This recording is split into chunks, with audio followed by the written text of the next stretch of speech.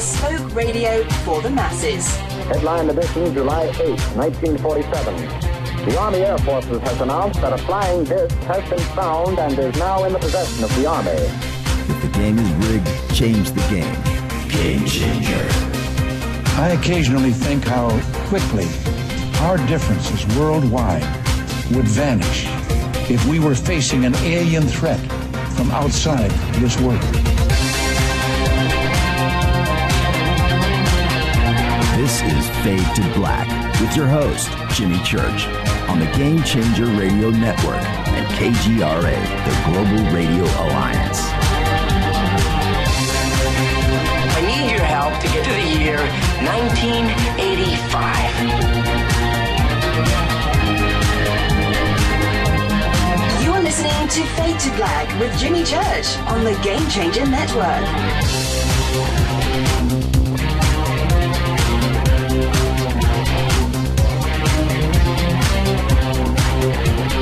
Yeah. Fade to Black. Bespoke radio for the masses. Today's Tuesday, August 25th. 237 days into the new year, 128 days left. We are live from the City of Angels Studios right here in Burbank, California.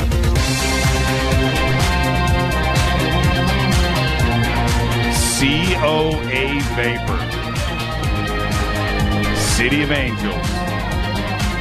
Makers of the Fade to Black e-juice. Fade or loose. Just go to the COA banner at jimmychurchradio.com and you can use the promo code Jimmy for that Fade or Not special. Free shipping. That's what I'm talking about.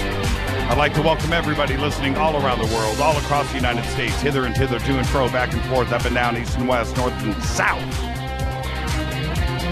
This is Fade to Black for KJCR and the Game Changer Network and KGRA, the planet. I'm your oh so humble host, Jimmy Church. What is cracking, everybody? Big day, big week. Tonight we have Travis Walton with us. Travis will be with us for the first hour. Second hour, Jennifer Stein, the director of the new documentary Travis, the true story of Travis Walton. She'll be with us. Don't forget, tomorrow night it's a science fiction author type of evening right here. Casper Parks and Dave Barra will be with us. And Dave's twin brother, Mike, that's right, Mike Barra, will be doing a drive-by with us as well because all of those new 3D images of Mars have surfaced this week from India, no doubt, and we'll be talking about that too as well. Tonight with Travis, we are, mark your calendars, November 5th through the 8th is the Skyfire Summit. And it's a big event. It's put on by Travis himself, and out there in Arizona, out there in Snowflake, and this year, now this is what we're going to do tonight. We're going to be giving away one, not a pair, one ticket for the weekend. That will also include a plate, a dinner at the big dinner. I forget what they're calling it, but it's probably called the Travis Buffet. And there you go. It also includes the film. They'll be playing a film that night too, so you'll be able to go and do that, mingle, hang out. And this year's speakers. Now we're going to be giving this away tonight when we bring Travis on the air. And I'm going to do this. Now, look, if you call in and you win, you need to make sure that you can take care of your airfare or your car or whatever and your hotel, and you can get there. Don't call in if you can't make it November 5 through the 8th to the Skyfire Summit. That would just be uncool. All right? Now, I haven't figured out how many calls we're going to take before I give this away. But if you do, make sure that you can go. You do want to, if you are going to call in, listen, this is who is speaking at the Skyfire Summit this year. You've got Travis. You have David Hatcher Childress is going to be there in person. Dr. Leo Sprinkle in person. Lee Spiegel himself is going to be there. Tracy Torme is going to be there. Ben Hansen is going to be there. James Fox, the James Fox is going to be there. Lynn Katai is going to be there. Also, tonight's guest, Jennifer Stein, is going to be there. No Torres is going to be there. Alejandro Rojas is going to be there.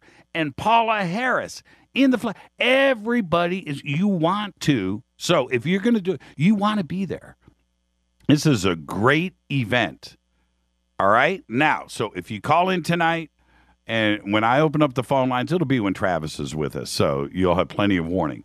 But just if you're going to call in and win, okay, make sure that you're going to be there. Because if you can't make it, I have to turn around and give this really, really cool thing away to somebody else. All right? So, play fair. Do it. Don't call in just to win and then just, take it away from somebody else. All right? Those are the rules. Fired up, man. I am so fired up. Listen, I want to say this. Last night's show was all that. We shut down the servers at jimmychurchradio.com for a couple of minutes. It was bombed. And that it was just every venue that we broadcast on peaked out. It was an amazing show last night. And thank you for that. I listened to parts of it again today, and I was like, wow, that was just a really, really good show. The feedback, amazing. And to think that out of the, tens and tens and tens and tens of thousands, I don't know if we hit 100,000 last night, but we're certainly close. But out of all of that last night, only like 2 trolls, but I'm bump. only two troublemakers all night. That's pretty good. And which brings me to my next statement. Friends are so important in my life. I want everybody to listen to me. I put so much at my age right now when I meet somebody and they enter my life and my circle right now, and I'm speaking for Rita too, at our age, we value that because our circle is closed, no admittance. And when I do that and I let somebody into my circle today at my age, it's a friggin' honor. You better be on you. It's a privilege. And you violate that and you go against my grain at this age, dude, why? I'm speaking to everybody out there. Friends are so important. Family, country are so important. And I go and sometimes even I can get stupid and let my guard down. And it happened. It happened today where I got caught and I let my emotions over the last year get the best of me where I put trust into somebody. And today, I just couldn't believe it. I was shocked to hear the things that I heard today. Things like, I don't care about friendship. I don't care. What do I care? I care about me. I was like, really? Well, that person is out of the car. Out of the car. The door's shut. We have driven away. And it's sad. It is sad. And I am emotionally right now, I'm a little torn up because I actually felt good. I felt good. And then today, boom, world comes crashing down. I put so much on anybody that hangs out with me, any of you listeners that have had the opportunity to come and hang out, you know exactly what I'm about. I'm a cool dude. I am fun. I have no issues. I have no attitude. And it's just hilarious to me that somebody wants to take advantage of a friendship. So there you go. My emotions are running right now. And with that, I love all of you. I love all of you. Let's get this show cracking because we got a big one tonight. Travis Walton is here. Jennifer Stein is here. And we got some really cool birthdays today. My good friend, Rob Halford, is 64 years old. And I remember when I first met Rob, he uttered these words to me. I'll never forget it. Jimmy, today's my birthday. I'm turning 44. And now he's 64. And I just think about that. He was a youngster back then. Rob Halford, happy birthday. 64 years old. Also today, Vivian Campbell is 53 years old. He's got some health issues right now. Our thoughts are with you, Viv. Get healthy, my brother. Get healthy. Also today, director Tim Burton is 57. He will always make this birthday list. And also today, we got a couple other big ones here. Sean Connery, 85 years old. Man, let me wipe my monitor here. Is that right? 85. James Bond is 85. Gene Simmons today is 66.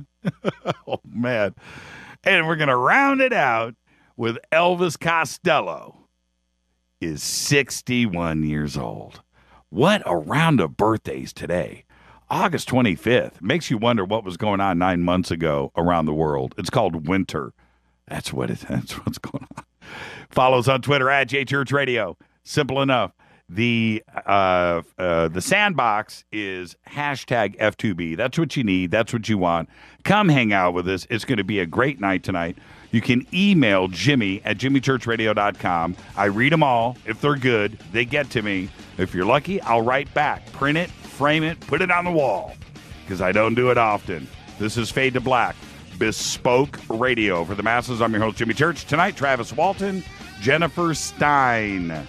I'll be back right after this short break with all of the news that you know nothing about. I'll be back right after this. Stay with us.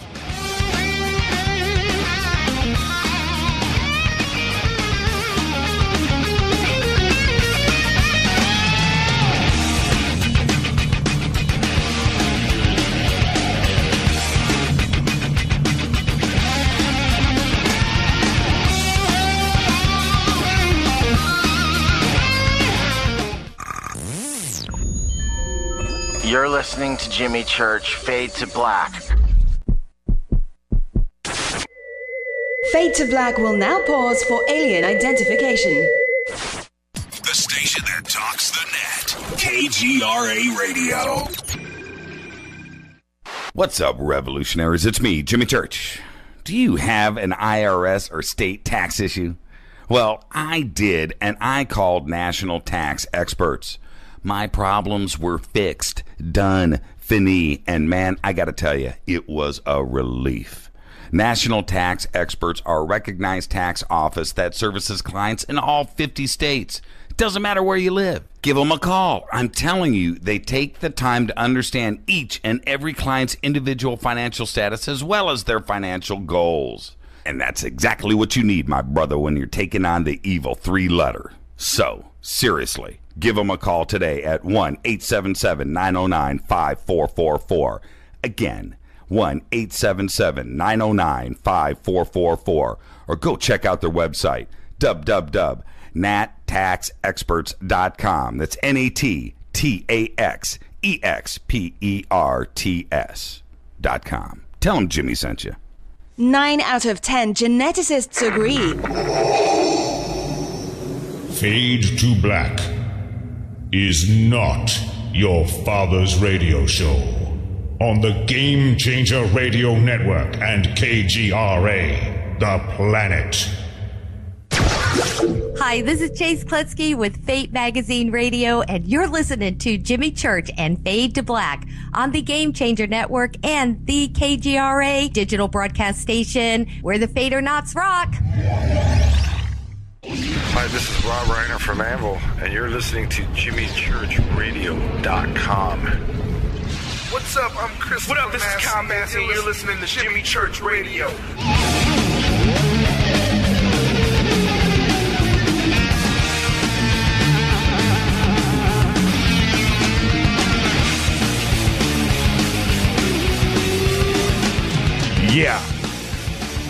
Welcome back.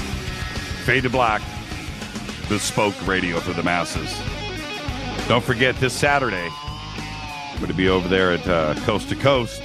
It's going to be a great night. I didn't even check the Coast website today. I should have. I can't jump the gun. I can assure you, I'll be there. Tune in. Tonight we have Travis Walton and Jennifer Stein with us. Jennifer directed the documentary Travis, the true story of Travis Walton. Tomorrow night, Casper Parks and Dave Barrow will be right here, and twin brother Mike will also be here for the duration. Tomorrow night's going to be great. What can I say about this week on the show? And last week, I mean, how great was it? This week? Man. Reminds me of a really, really old tape that was running around in the 80s of this radio guy. Stars upon stars, a cavalcade of stars. I got to get that tape. I got to run that. That's some good audio. On this day in history, in 1835 was the Great Moon Hoax. It was the first, on this day, it was the first in a series of 6 articles announcing the supposed discovery of life on the moon, and it appeared in the New York Sun newspaper. Tipped the world right on its side. And to think they had that kind of vision in 1835. Pretty crazy, yeah. The Great Moon Hoax today in 1835. Fader facts. Thank you, Renee, for this, by the way. This is pretty good stuff here. Coca-Cola is the world's most widely distributed product. It is sold in 200 countries. We would assume that. But that's more countries than there are in the United Nations, which has 193 members. How do you do that? That is the new math right there. That's the new math. But North Korea is the only country where Coca-Cola is not officially distributed. And that, my friends, is a fader fact. All right. Let's get to all the news that you know nothing about. It happened again today.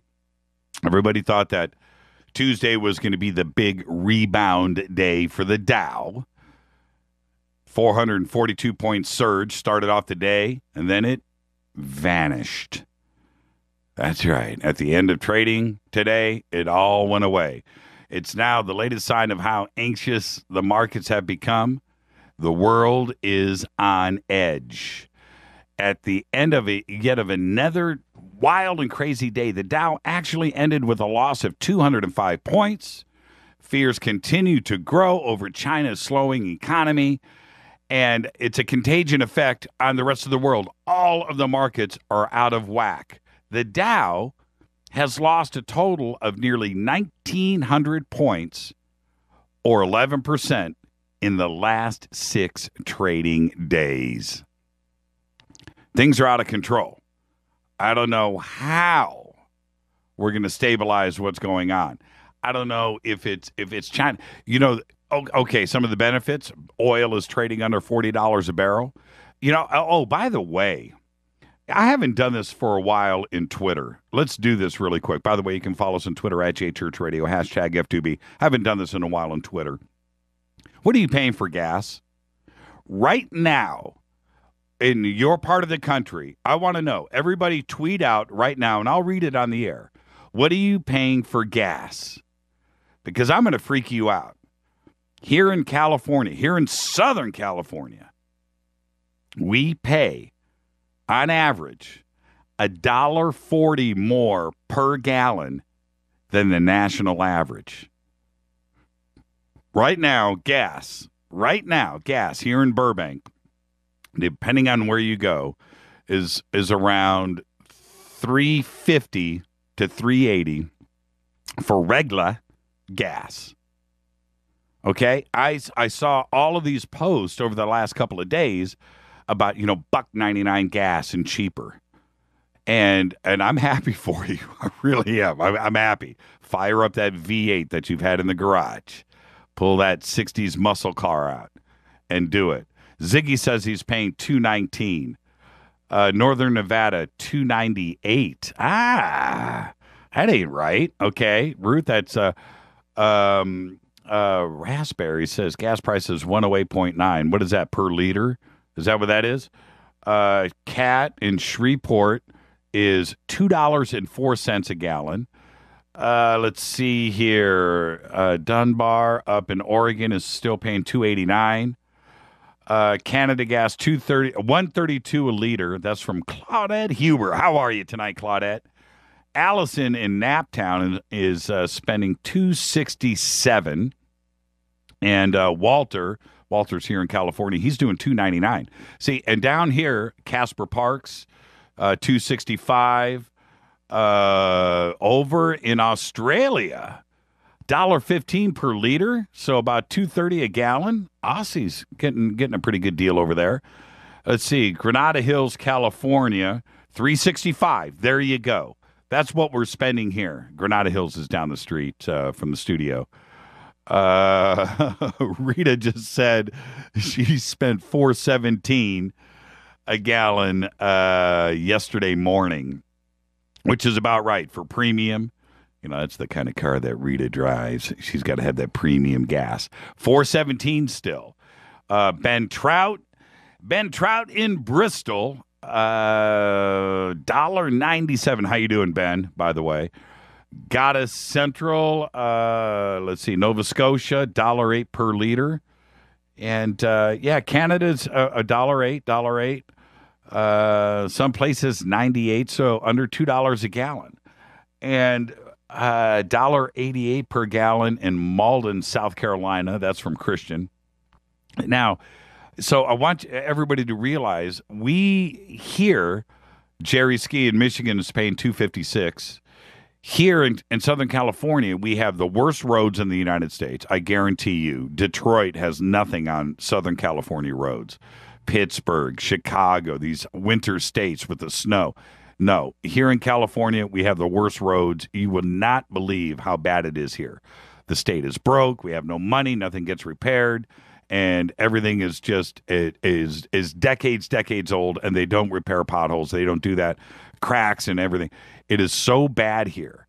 But yet we have the highest, pollution taxes, road tax, everything. And they're complaining now here in Southern California because of the amount of electric cars and hybrid cars that they're not getting, the gas consumption is down here. So they need to raise taxes again on gas because they're not getting the revenue that they used to get because of all of the gas-efficient cars that they mandated that we drive to begin with.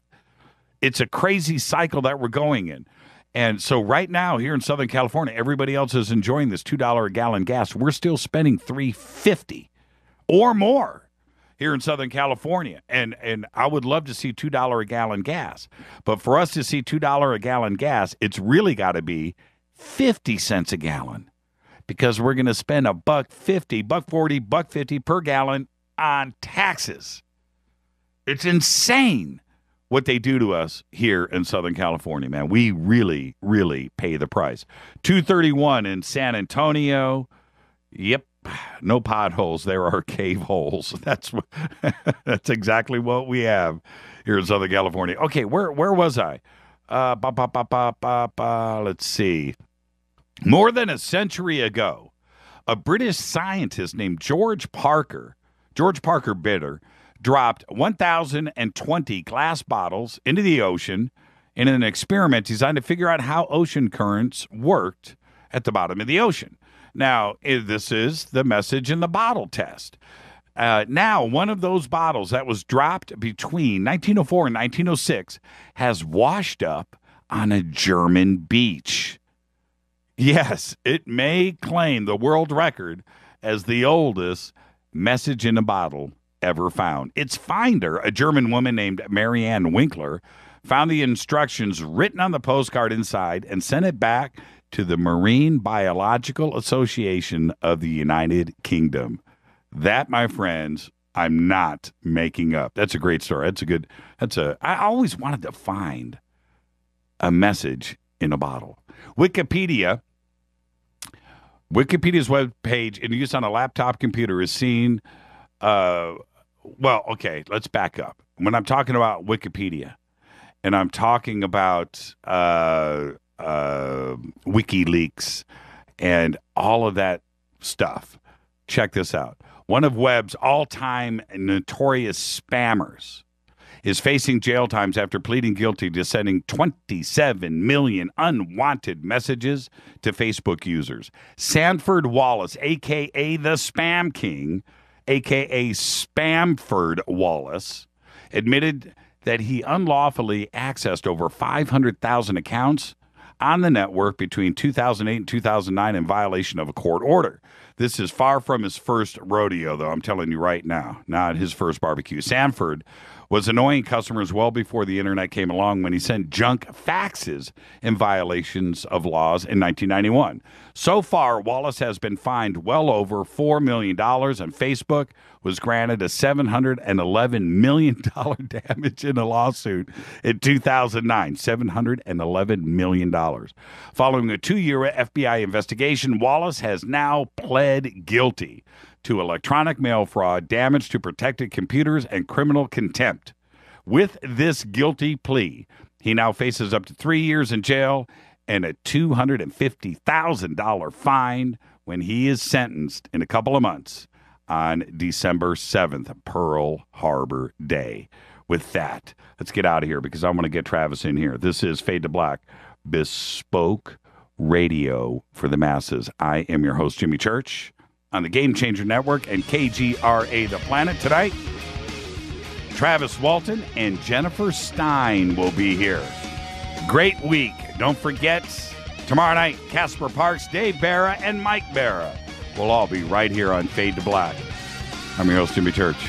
We'll be back right after this. Stay with us.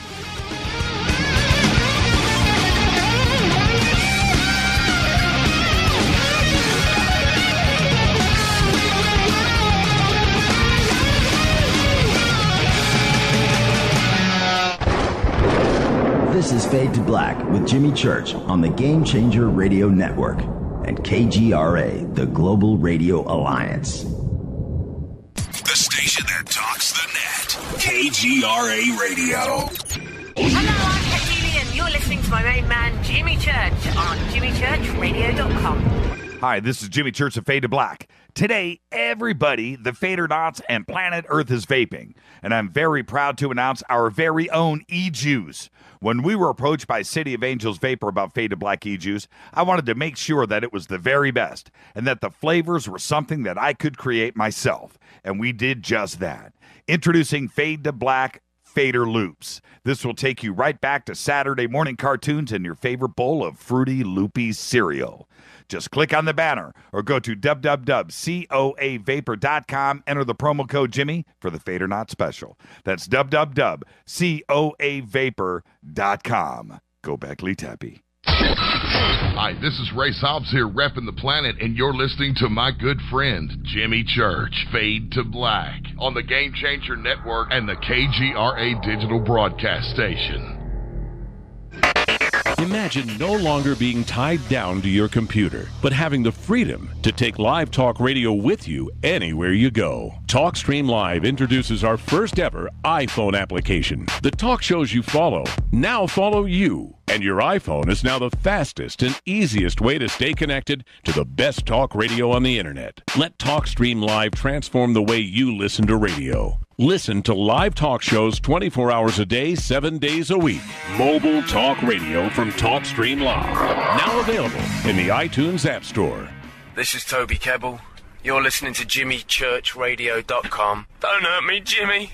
I'm only little. Hey, I'm Adrian Grenier. And this is Ari Gold. We're the Honey Brothers. Yes. We're of the Honey Brothers. Hey, I'm Adrian Grenier. And I'm Ari Gold. We're the Honey Brothers. And you're listening to Jimmy Church. The Revolution. Attention, all Fadernauts. Studio Dome has a special deal on their SD1 Bluetooth speaker. Just go to jimmychurchradio.com, click on their banner, enter the promo code Jimmy, and you get $40 off and free shipping on the SD1. It's voice activated, comes with a USB antenna, cables, and a carry bag. Never listen to your phone, tablet, or laptop speakers ever again. It's the only way to listen to Fade to Black. That's jimmychurchradio.com, Studio Dome banner, Promo code Jimmy, Gobekli Tepe. This is Micah Hanks of the Gralien Report, and you're listening to Jimmy Church on Fade to Black, across the globe on the Game Changer Radio Network and the one and only KGRA Radio, The Planet.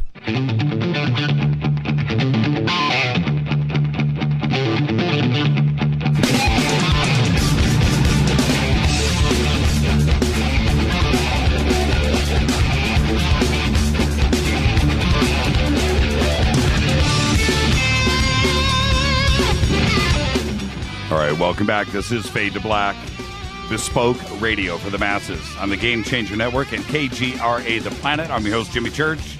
Tonight, Travis Walton is with us for the first segment, and then we're going to bring in Jennifer Stein, the director of the documentary Travis, the true story of Travis Walton. And don't forget, tomorrow night is our science fiction authors night with Dave Barra, Casper Parks, and Mike Barra will be stopping by too as well. On November 5th, 1975, a group of loggers in the mountains of northeastern Arizona observed a strange, unusually bright light in the sky. One of those men, Travis Walton, recklessly left the safety of his truck to take a closer look. What happened next sent his companions fleeing in fear. When Travis failed to reappear, the men were suspected of murder. For 5 days, authorities mounted a massive manhunt in search of Travis or his body. Walton eventually reappeared, disoriented and initially unable to tell the details of his terrifying encounter. His book, Fire in the Sky, provides an account of his experience, and of course, there was a major motion picture by the same name, and a new documentary, which I have watched now 4 times over the last few days, Travis, the true story of Travis Walton. I would like to welcome back to the program our good friend, Travis Walton. Travis, how are you tonight, sir? I'm fine. Good to be with you.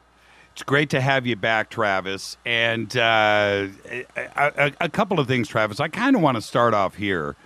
The documentary is incredible.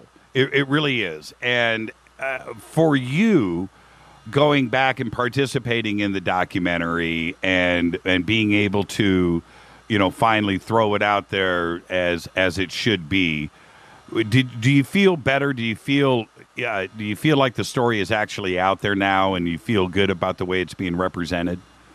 Yeah. It's gone through an evolutionary process over the years. It's just phenomenal. It's really turned around to a huge degree.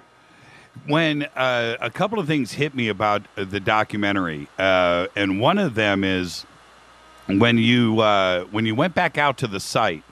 I want to talk about some of the physical changes out there. But for you, is it a good thing to do? Is it cleansing? Are you okay with going back there, or are you uncomfortable with it?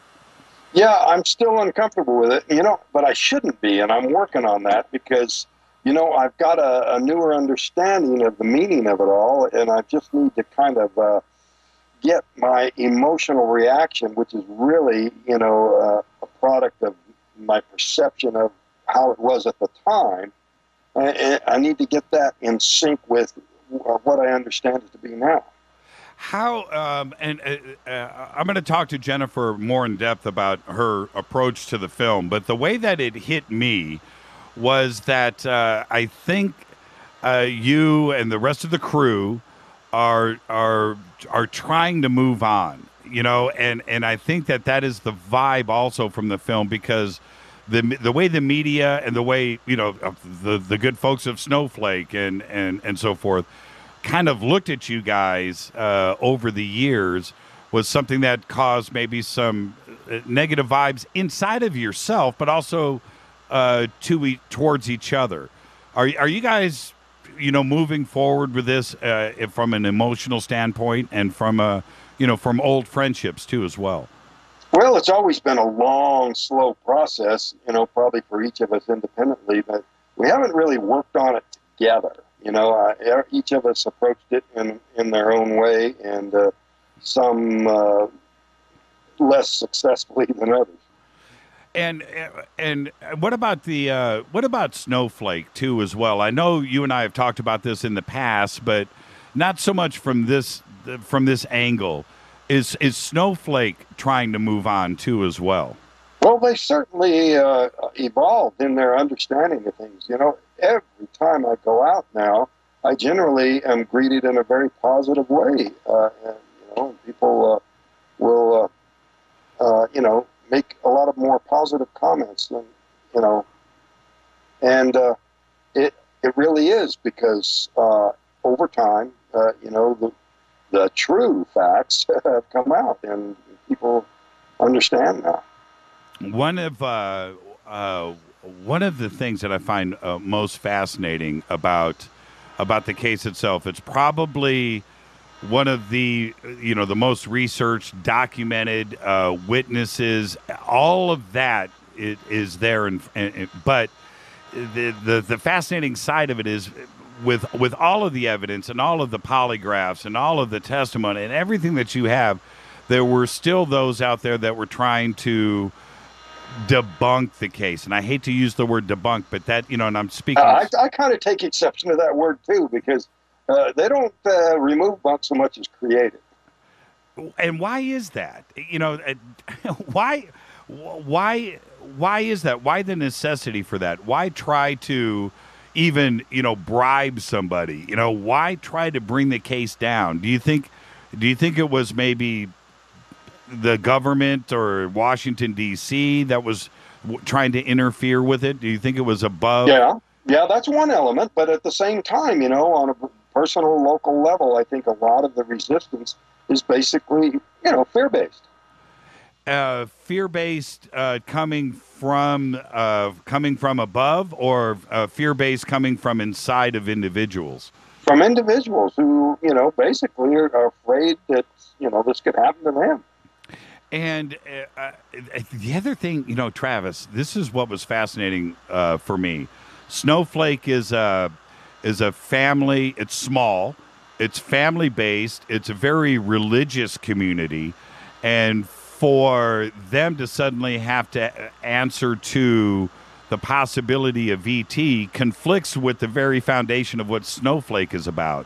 Well, in some people's perception, but over time they've come to realize that there's nothing in the Bible or in any particular religion scripture that specifically denies such things.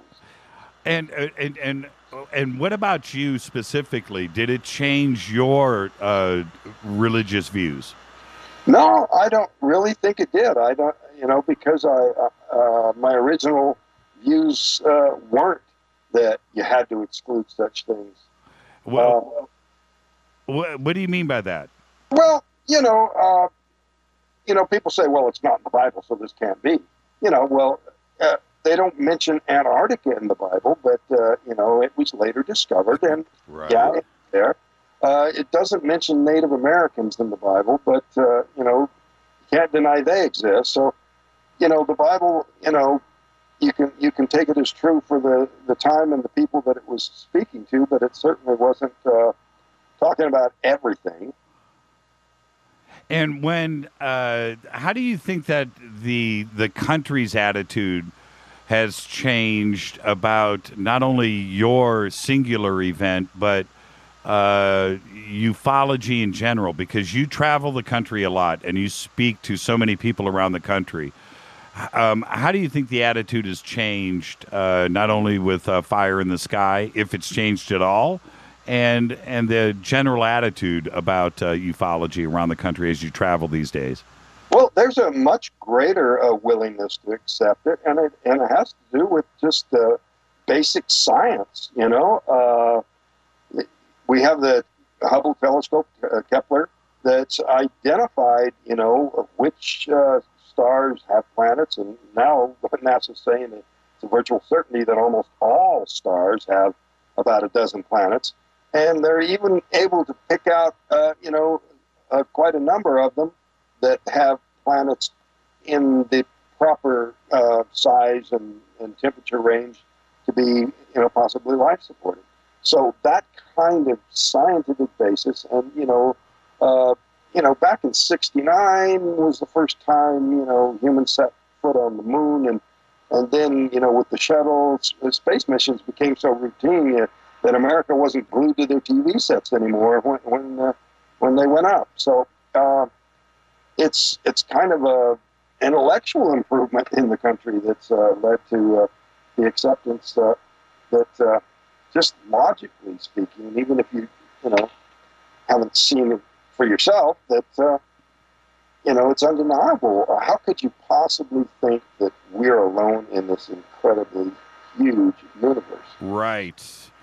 You know trees just about as good as anybody, certainly better than me. And there were parts of the video when you were back at the site, and you were looking at the growth of the trees around there. Now you know Snowflake, you know the area, you know every mountain range, you know every valley, you know what's been growing, what is burnt, and you've had some major fires go through there too as well that has changed the landscape.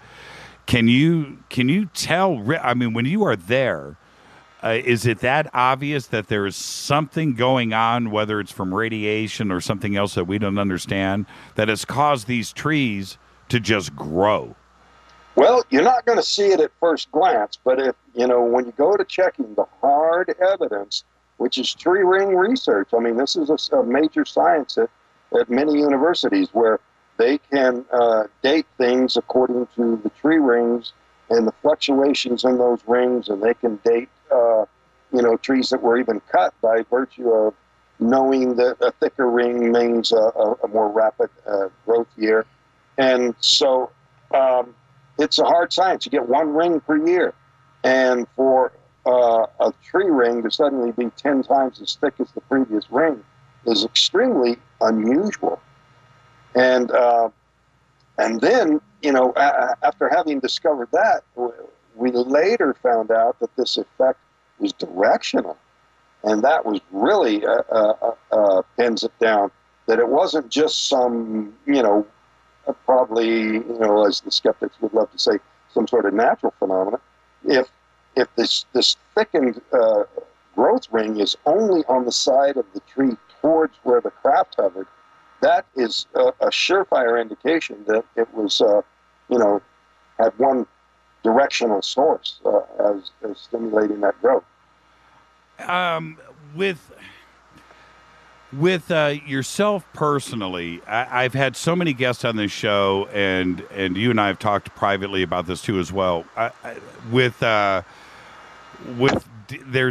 think there's a different conflicting views, Travis, about the message that ET is bringing us. You have malevolent, you have benevolent, they're here to help us. They are here with bad intentions.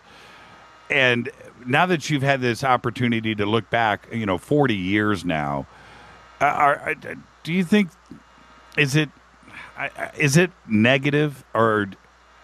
Well, in the first place, people are lumping these groups together. I believe that there's more than one species, and I believe that some of these species are, although similar in appearance, are completely different one from the other. So you can't just speak of alien agenda in the singular. So, I can speak with some authority about my opinion concerning the ones I had contact with. And I now don't think that it was malevolent. That was the fear that I had at the time, led me to think that way pretty heavily. But now I'm thinking that they were not malevolent. And, and logically, I would think that for a species to remain alive for that huge length of time, that they would have had to have had a moral and ethical development that would keep pace with their technology, if for no other reason that if they hadn't, they would have destroyed themselves. So because once they have such huge power at their disposal because of that kind of technological development, it would become very simple, if they possessed human-type ethical practices, that they would have destroyed themselves, and we wouldn't even be talking about them because they wouldn't be here anymore. Well, and they would have hurt you too as well, and they didn't. Right. and on the contrary, may have even had the whole purpose be to help me because of injuries that actually occurred because of my own misjudgment, getting too close to the craft and getting myself hurt. I don't know if I've asked you this before, but I know that you get approached by contactees and people with stories to tell all the time. I've seen it happen. I've stood next to you, and it's just one person coming up after another that they want to communicate with you. Yeah. Is there when they tell you their story, are you listening for stuff inside of the story to confirm that they had the same experience as you? Or, I mean, do you listen like that? I would. So I'm just... yeah, I do. And I do see, many reports that I think are legitimate and, of the same nature as what I experienced. I think there are some people who are reporting things that, although they're sincere, it could be something else entirely. So, that varies a bit.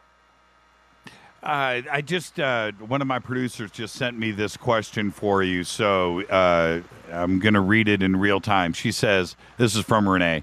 She says, I was appalled by Bruce Jenner's refusal to listen to you a few years ago when Khloe Kardashian invited you to talk to family members about your experiences. Oh, I remember that show. I remember you guys were in a van or something. Yeah, we went to Area 51. Right, Area 51. I do remember that. Other than the rudeness, did your presentation to them and its subsequent airing on the TV show impact your life in any way? Actually, I think most people have reacted positively. Of course, some people thought, oh, you gave them an opportunity. Bruce really made you look bad. No, he didn't. He made himself look bad. And, I got tons of emails slamming him, but I don't think, Bruce was making fun of me and Kylie and Kendall for believing such things. They'd had a sighting, and so I think Kylie and Kendall are more popular than Bruce. So right.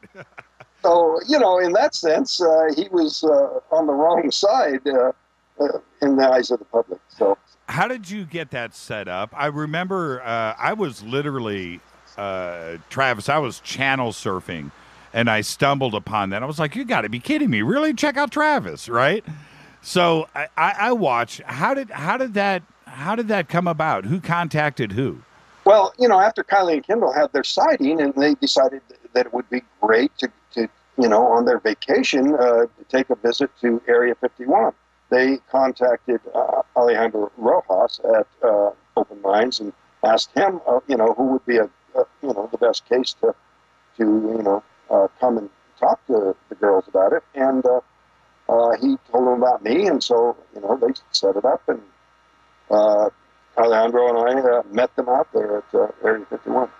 And how this is just me. Let me indulge. How was it hanging out with them? Was it okay? Did they seem normal to you? Oh yeah, I come from a big family, and I got people say, oh, those people, but actually I got the feeling of a genuine family closeness there that was familiar to me, and actually it was much more positive than was represented. Matter of fact, it got a little too chummy. So they cut all that part out and, took Bruce back to the studio and set him in front of green screen and had him say a bunch more insults that he didn't say there because we kind of hit it off. I'm a sprinter, and I was getting some pretty good training advice from him. And, I was talking with his sons there about, we were going to get the guitars out and play around the campfire and stuff. And that wasn't the direction they wanted the show to go. That's interesting. That's really interesting. Well, okay, now I have to ask you this though. Did Bruce have the appearance of changing? Did you see anything? No, I would have never guessed. No. Yeah, that's pretty trippy, isn't it? Yeah, that was kind of strange, but I didn't see any sign of that at the time. But okay, now what about today? Now, today, are you like, aha, I knew it? No, I'm not saying I knew it. You know, I'd heard that kind of speculation for years, but, you know, meeting him in person, you know, and admiring his decathlon achievements, you know, being into that kind of athletics, you know, I just, you know, never looked for it, never saw it. Now, I want to talk. This is what I want to do really quick. I sound like I'm stumbling here, but during the break, we're going to be up against a break here in a couple of minutes, but I'm going to reset the phone line, Travis. I'm going to call you back, and we're going to switch to landline. We're having a little bit of audio issues, okay? So we'll just switch to landline for the second half of this. All right. But we'll do that in a couple of minutes. Skyfire Summit's coming up. The list of speakers is tremendous. And I have to ask you, now, you and I, we do these conferences all the time. You have lined up one of the best lineup of speakers that you can possibly have, and it's all at one place. Are you the one making these decisions? I have to. Is that you that's pulling the strings here? Yeah, that is me. You know, and I picked him the first year. I wanted the first year to be sort of a ufology 101, and then now I'm narrowing in on some topics that I'm interested in, and that has to do with, you know, aliens historically. So, you know, this topic of cowboys and aliens, you know, reports going back to the Wild West, and even before, with the petroglyphs that are visible here in the canyons locally. What are the subjects that you're going to be dealing with this year? Well, we've got quite a range of speakers. I got the list here somewhere. Yeah, I've got it. You've got yourself, David Hatcher Childress. Yeah, I invited him, but he had to be in Africa or something the first year. So I'm finally getting him, and he you know, I'm going to try to get him out here ahead of time to look at these local petroglyphs that are pretty amazing. And, you know, it's pretty easy to prove that these petroglyphs are, you know, pre-European arrival. So I got some pretty interesting stuff there. And, I gave a talk here a couple of years ago to a group of almost 1,000 Native Americans on the reservation. And they've got some very interesting stories that, you know, predate the European arrival. What do you see? Let me ask you really quick, Travis, before we get to the break. What do the petroglyphs show? What is it that you're looking at? Well, you know, any place there's petroglyphs, there tends to be a lot of astronomical sorts of things. But there are actually some petroglyphs that appear to depict aliens and the spacecraft. And so to be able to see that the aging patina that comes on the stone that requires hundreds of years to develop can positively date these things going way back. And, you know, I was speaking to one Native American that was telling about his grandmother having this blanket that was handed down of depicting a scene of humans, you know, confronting or meeting with the beings. Let's take that break, Travis. When we come back, we're going to be giving away a full pass to Skyfire Summit, and which also include, what are you calling the dinner section of the summit? Just a banquet. A banquet. We're giving away that too as well. So we're going to do that when we come back. We're going to take a bunch of calls, and let's give away this pass together and have some fun. Sounds good. Sounds good. All right, let's take a quick break. When we come back, more with Travis Walton, and we're going to give away a pass to the Skyfire Summit. This is Fade to Black. I'm your host, Jimmy Church. Bespoke radio for the masses. I'll be back right after this. Call-in number 323-825-5045. Get busy.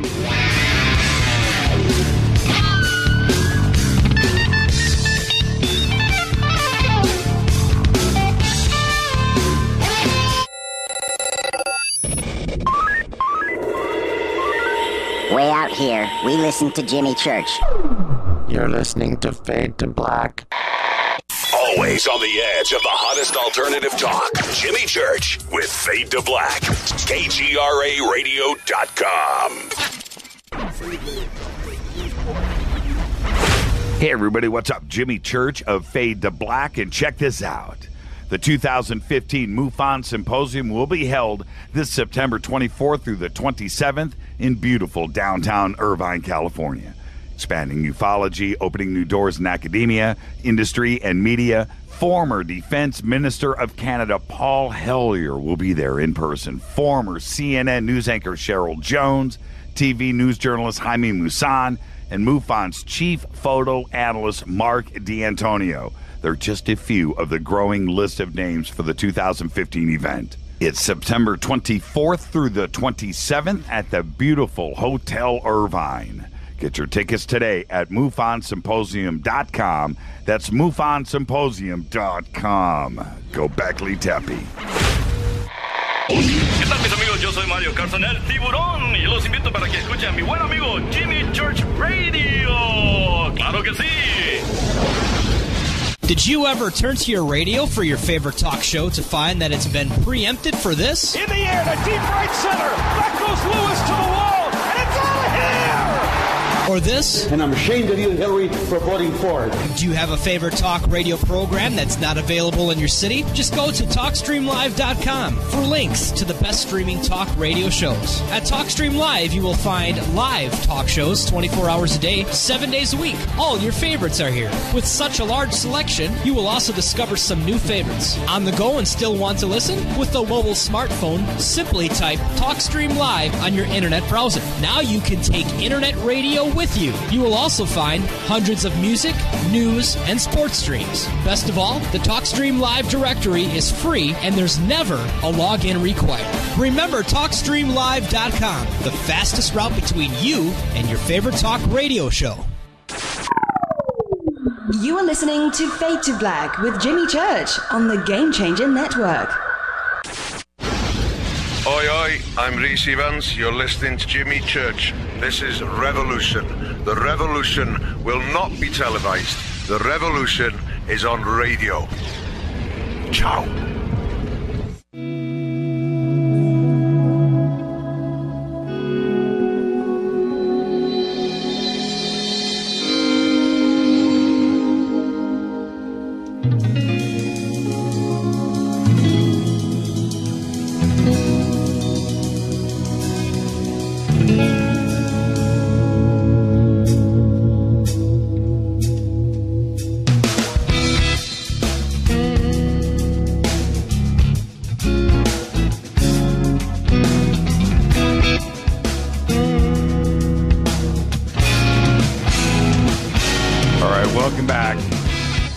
This is Fade to Black. I'm your host, Jimmy Church. Tonight, Travis Walton is with us live from Snowflake, Arizona.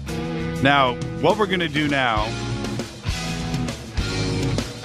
we're going to take some calls, and we're going to give away a full weekend pass, one movie pass, one banquet pass, and one tour pass. All inclusive. That is a $300 weekend to the Skyfire Summit. You get to hang out with everybody. David Hatcher Childress is going to be there. Jennifer Stein's going to be there. Ben Hansen's going to be there. Alejandro Rojas is going to be there. Tracy Torme is going to be there. James Fox. I got to tell you, Travis, that's a heck of a lineup, and I've left some out. Yeah, it's going to be interesting. There's some surprise guests pretty likely to come, too. Yeah, I just might be hanging out. So, and I look forward to it. Last year, we were broadcasting, and I couldn't make it. And I was so disappointed that I couldn't do it. But anyway, this year's a different story. Okay, I've got calls lined up. Now, this is the rules tonight. You have to be able to make it to Skyfire. Okay, you have to. I'm not going to give away passes to somebody that can't do it, number one. Number two, I'm going to let Travis be the judge. Travis, I'm going to put this all on you, okay? No. The best question tonight will win the passes. Let's go to the first caller. Hi, you're live on Fade to Black. Say hi to Travis Walton. Hi, Travis. How you doing? And nice to talk to you again. And Jimmy, you don't need to give me any prizes. The next caller can get them. I'm not going to be able to go. Oh, okay. Well, thank you for that. And I'm back to work full time, so I don't have time now. Okay. Question for Travis. Travis, I've talked to you a couple of times. It was so nice to meet you at Contact in the Desert. We both rocked the mustache. You remember me? And I've asked you so many things, and I just want you to know that people do respect you now. You've paid your dues. And if I could ask you anything, I guess it would be, God, there's just so many things that these beings that you saw, not the blonde guys, not anybody else, but the original beings you saw, I'm not clear about what they look like. They were not grays. They were not tall grays. They were some species that you don't think anybody else has seen? Well, as I was alluding earlier, I think that there's a lot of... See, they didn't have the term grays back in 1975, but, a lot of the groups that people are referring to and calling grays, I believe, are, more than one group. They're just lumping them all together. They're small, large-eyed, and hairless. But I think there are distinct groups. You got to understand that these civilizations out there, vary in their age tremendously. From the age of these star systems, there could be some that are maybe 100,000 years ahead of us, and some that could be millions or a billion years ahead of us in terms of the level of development and the time for the development of technology. However, I believe that once you're accepted into the interstellar community, so to speak, I would imagine there's a great deal of technological exchange after that point. They're not going to let us have that at our primitive level of for our own good. Thanks for the phone call, Dino. I got to get to some other... One thing everybody's asking, where can we see the documentary? Because I don't, not the Fire in the Sky, but the documentary. On the Wings Productions or you can order it through my website, traviswalton.com. Yeah, if you say the name again, it's on the website. If you go to jimmychurchradio.com, click on Jennifer Stein, it'll take you right there. All right, thanks a lot. Good luck, Travis, and keep the IQ raising high. Well, thank you. Thank you, Dino. No. All right, let's go right to it. And I believe. Let's see here. I think extension 9285. Oh no. I just lost Travis. Okay, I'll bring him back. And let's see here. Boom, boom, boom. That's bizarre. Having a problem with the phone system here. Let's do this again. Let's go. I have to do this in real time. I can't even believe it. How embarrassing. This is Fade to Black. This is called live radio. When software messes up, it happens like this. Okay, all right. All right. Travis, are you there? Travis? No, Jimmy, this is Carol Peralt. Oh, hey, Carol. Hang on for a second. I got to bring Travis back in. I lost Travis. Stay with me. Okay. You gotta love this. I thought that was Travis. Let's see here. Okay. So this is Fade to Black. I'm your host, Jimmy Church, and we're getting Travis Walton back on the line. And we're doing this now. Boom. Boom. Let's see if we can get Travis back in. We are dialing.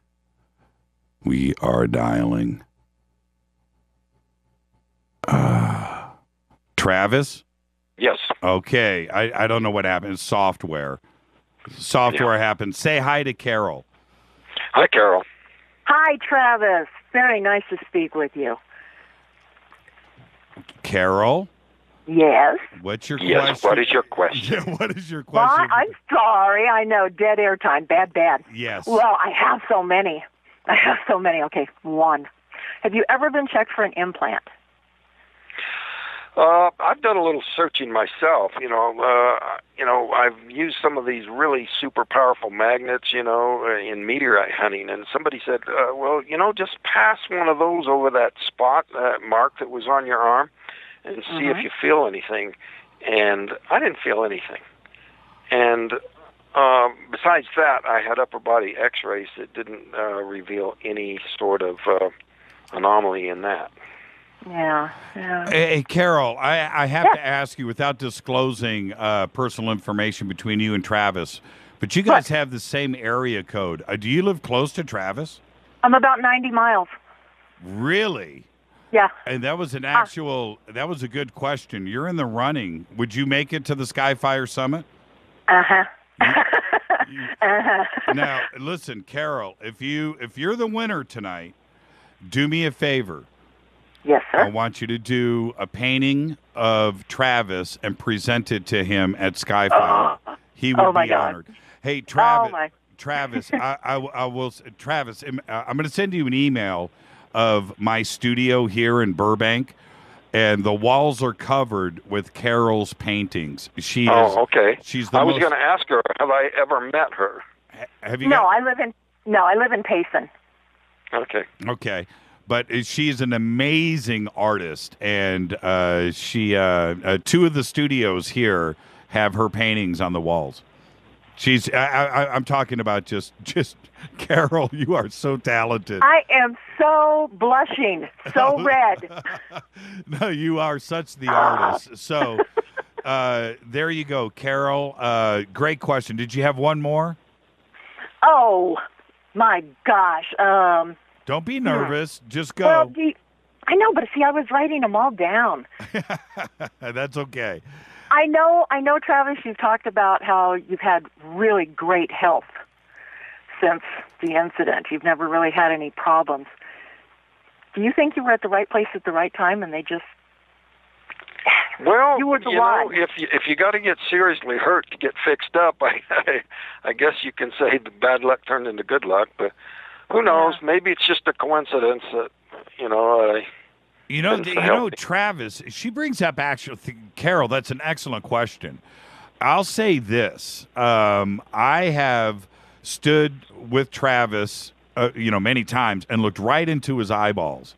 And what I mean by that is, Travis, you are a picture of health. I mean, you are in great shape.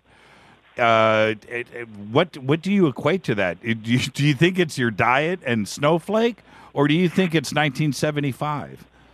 Well, it could be that.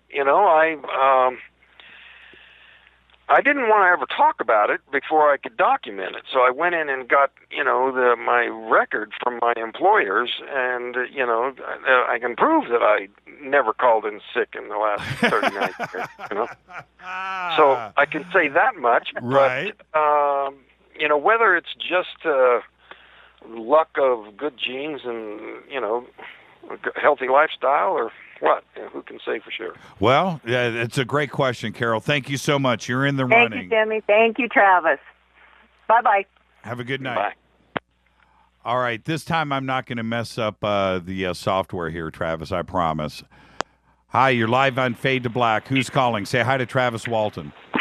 Yes, I do. I spoke with him before, but I gave him some information that changed his way of thinking about whether he was, hurt or helped. And I tried to explain to him about that. Travis, are you there? Yes. Is that you, Travis? Yes, he's here. He's here. Okay, thanks. I sent you an email, and I explained to you that about the helicopter and the sergeant that got shocked by the static discharge. But I didn't tell you the other part of the story. Why I believe that you were really lucky. You're lucky they took you on board. I mean, it didn't seem like it at the time, I'm sure, being 5 days in a semi-coma state and being surrounded by creatures that look totally different than human. But my science teacher in high school was the brother-in-law of Phil Corso. And I didn't know it at the time. Not until recently I found that out. And Phil Corso told his brother-in-law, and his brother-in-law asked me to keep it a secret, and I did for 50 years. But he said that the enormous amount of, his eyes rolled back in his head when he said this, the enormous amount of electrical energy from this back-engineered alien craft that crashed at Roswell was, it was enormous. And it's like 10 to the 34th power over fusion, he said. And he described how it worked and everything and made me swear to keep it a secret. And I was just glad that you came out the other end of that thing 100% healthy, and glad you're still with the living. I'm sure they had a hand in their modern medicine on putting you back on your feet again. I'm just sorry you had to go through the trauma. And that's what I wanted to say. Okay, thank you for the call. Well, thank you. Okay.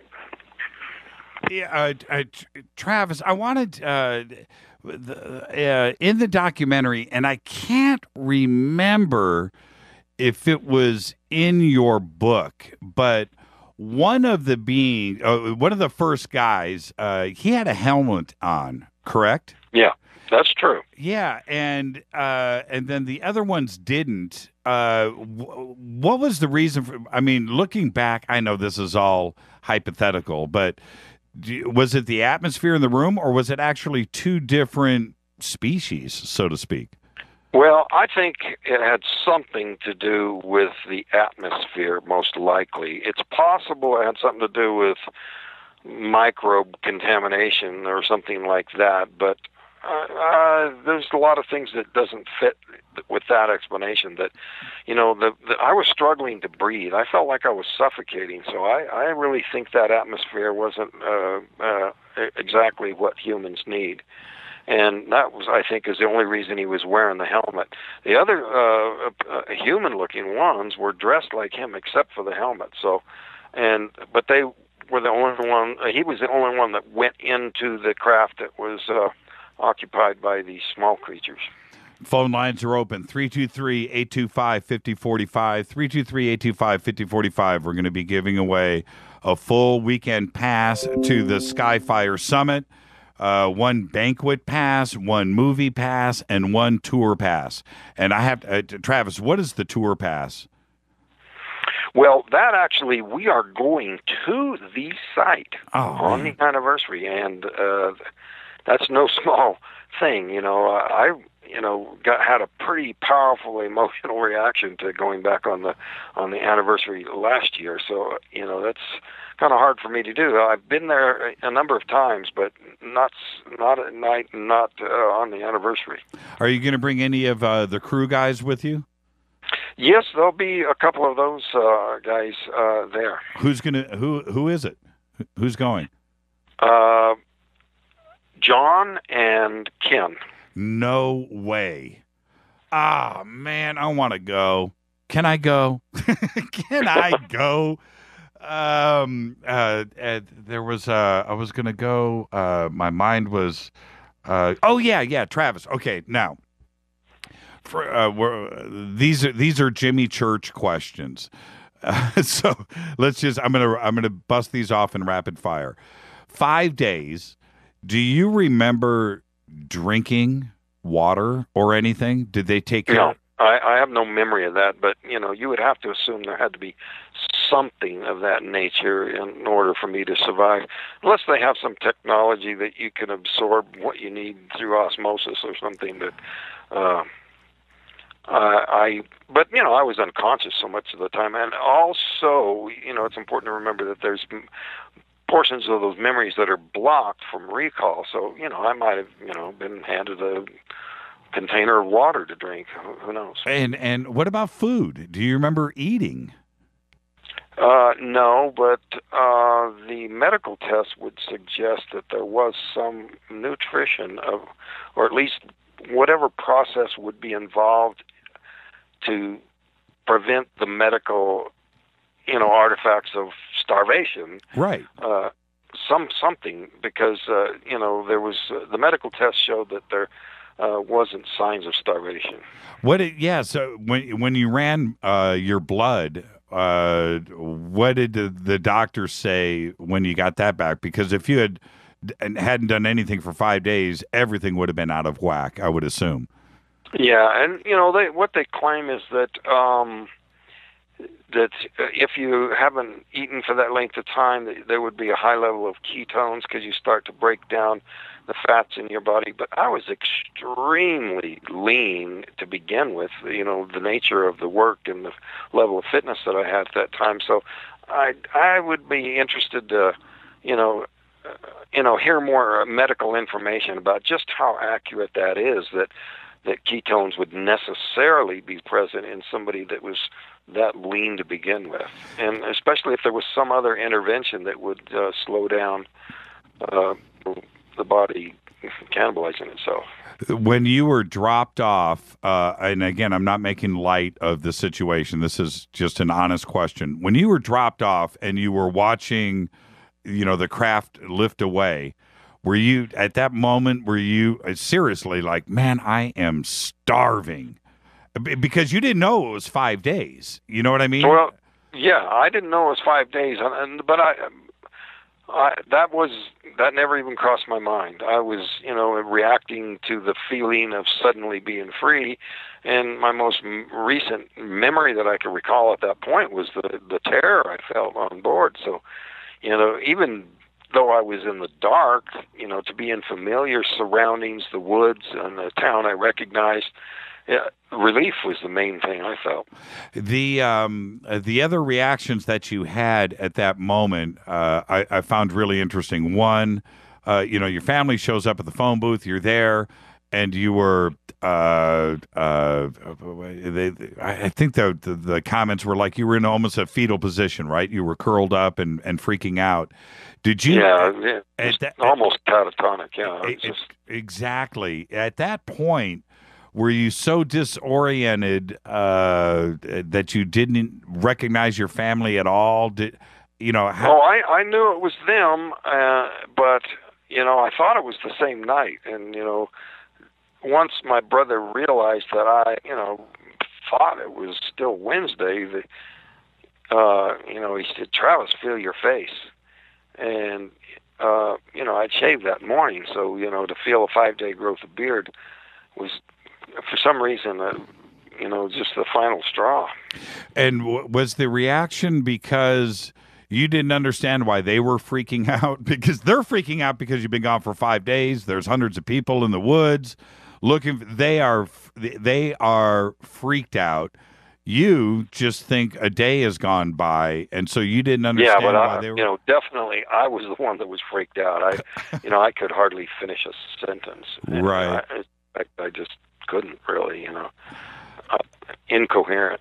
Now, I know that you've thought about this a lot over the years, but I'm sure nobody's ever asked you this directly. But if you could speak to Philip Klass today, what would you say to him now?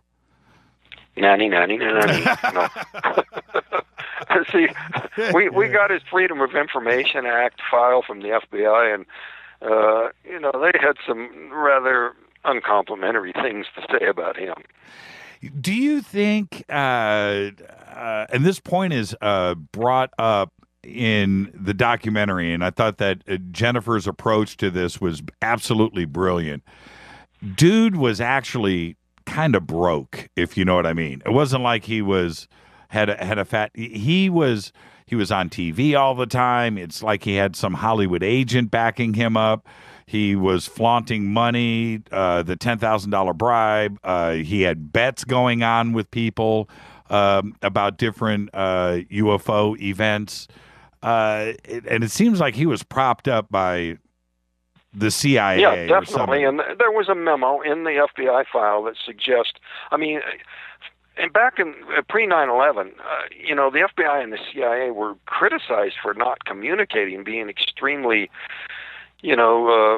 with but there was a memo from J. Edgar Hoover to the director, the top guy to the top guy, concerning Philip Klass, basically turning his case over to them. So they had something that they could prosecute Philip Klass for, and that's classic CIA recruiting tactic, is to, have some prosecutable offense and then, gain their cooperation. So and and of course they could grease some palms too. It's taxpayer money. Why not? Just make his operations. Help him fund it. Why do you think, and I know you've had a lot of time to think about this now, what could come from, a $10,000 bribe to get somebody to flip, right? Number one. Number two, if you did something like that, you're going to get caught. I'm talking about class. That will always backfire. You're never going to ride to the sunset. Yeah, and I mean, he wasn't being very secretive. He actually had the bribe offer carried by a local police officer. Right. Why do it? Why do it? I just don't understand it. It's only for a momentary moment in the sun. Eventually, you're going to get outed. So why? There's some other curious things about his whole approach there that I really do not have an answer for. It just I don't understand why he went so hard after, Steve and Mike, the other crewmen, and never once attempted to contact me. That is weird. I mean, to spend parts of several books and all these dozens of papers that he wrote and sent out about me and never once attempt to, speak to me? That's really strange to me. Yeah, he could have offered you the bribe. Yeah, or he had a penchant for recording telephone conversations and then editing them to make them look like someone said something they didn't. Right. But so he could have done that. If he's going to use that tactic like he did on Mike, why not use it on me, to even greater effect? But he never even tried it, and it's weird. Travis, there's some people that when I hear their voice, it's like nails on a chalkboard. It irritates me. Is that over the years after your experience with class, was it like that every time you saw him on CNN or any time he was debating somebody? Yeah, he was a very, very hateful person. I think he had some really strong personal issues of some kind. I don't think the CIA, was his sole motive. I don't think they turned him into a UFO skeptic. I think they merely seized an opportunity to sort of direct him and control his targets. The buzzword for the last, certainly the last 2 years, but it's been going on almost 10 now, is disclosure. And sometimes I hear it and I get a little frustrated with it. And I know that, people ask you about it all the time. But I have to ask you, do you think we're anywhere near, or is it just something that we're just going to continue on? Our status quo is where we are now. Well, most likely, and the reason being is, when are they going to say, "Okay, enough of you, requested the information. We fess up. We've been lying to you for years, but here's the truth. You can trust us in the future, but it's not so likely to happen." I applaud the effort, but I think the only way it's going to happen is if somebody, a whistleblower type, grabs the files and runs with them and survives the attempt. Because I can't imagine them giving that up willingly. With the feds were hanging out in Snowflake for a couple of months, right? In 1975, the black sedans were everywhere. Do you feel monitored today? Not really, and that was what I was saying, is that this monitoring thing was focused on the crew and not me, and I don't understand it. And I'm not trying to imply anything, because it doesn't make sense to me. You would think they'd focus on me. Yeah. One last question before I go. Back to class really quick.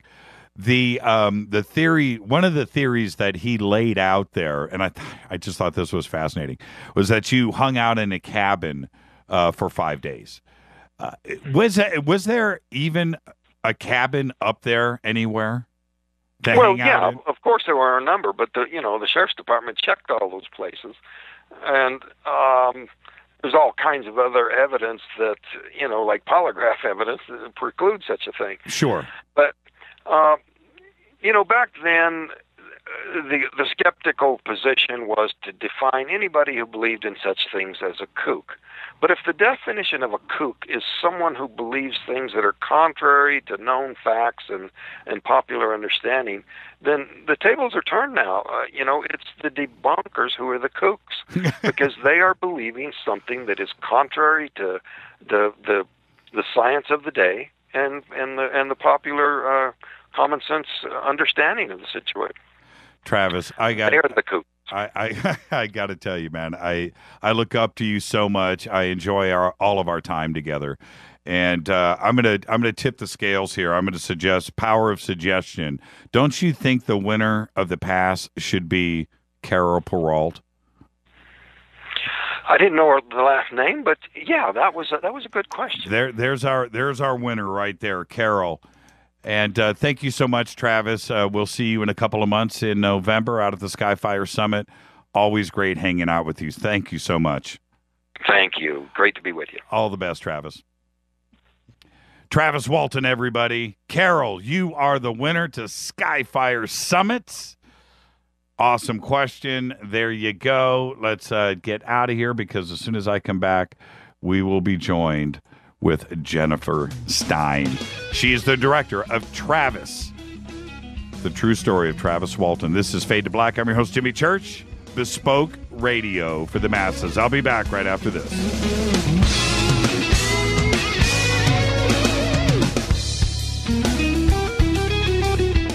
Hi everybody, this is Rob Halford, the Metal Guard on JimmyChurchRadio.com. KGRA Radio. Intelligent talk. Are you a paranormal investigator, ghost hunter, or UFO skywatcher? If so, FNGinnovations.com has the product you definitely need in your investigations kit or go bag. Introducing the Morpholite Wide Beam Tactical Flashlights that put the light where you need it most. Traditional flashlights shine a focused round beam with limited line of sight in the dark. Morpholite Tactical Flashlights change all that, utilizing a revolutionary wide beam design to enable you to see safety hazards such as hanging wires and steel, pipes, and holes in the floor you just can't see with a focused round beam. In the field, where safety is paramount, a 180-degree beam increases orientation and peripheral vision in the dark. Morpholite flashlights are ideal for investigations in abandoned facilities such as houses and hospitals, factories, caves, and tunnels. Avoid those low-hanging tree branches that poke your eyes in the woods. Visit FNGinnovations.com to see a full line of tactical lights and accessories. That's FNGinnovations.com.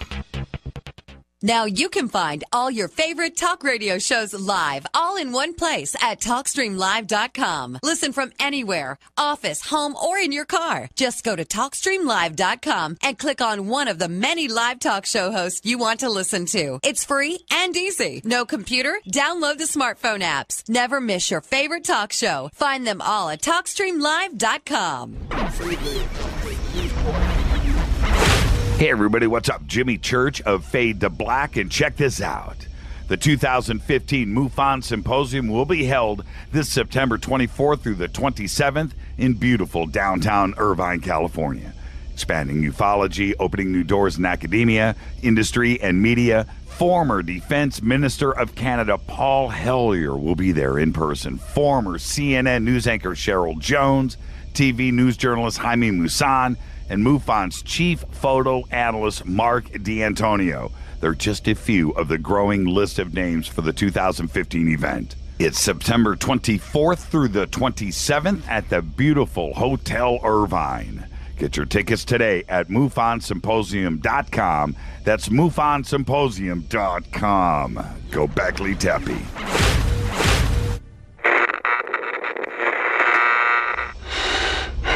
You want to know a secret? I love ponies. I really love ponies. I'm serious. I couldn't stay sane without ponies to brush. Why fade to black? Because you never got that pony, damn it. This is Fade to Black with Jimmy Church on the Game Changer Radio Network and KGRA, the Global Radio Alliance.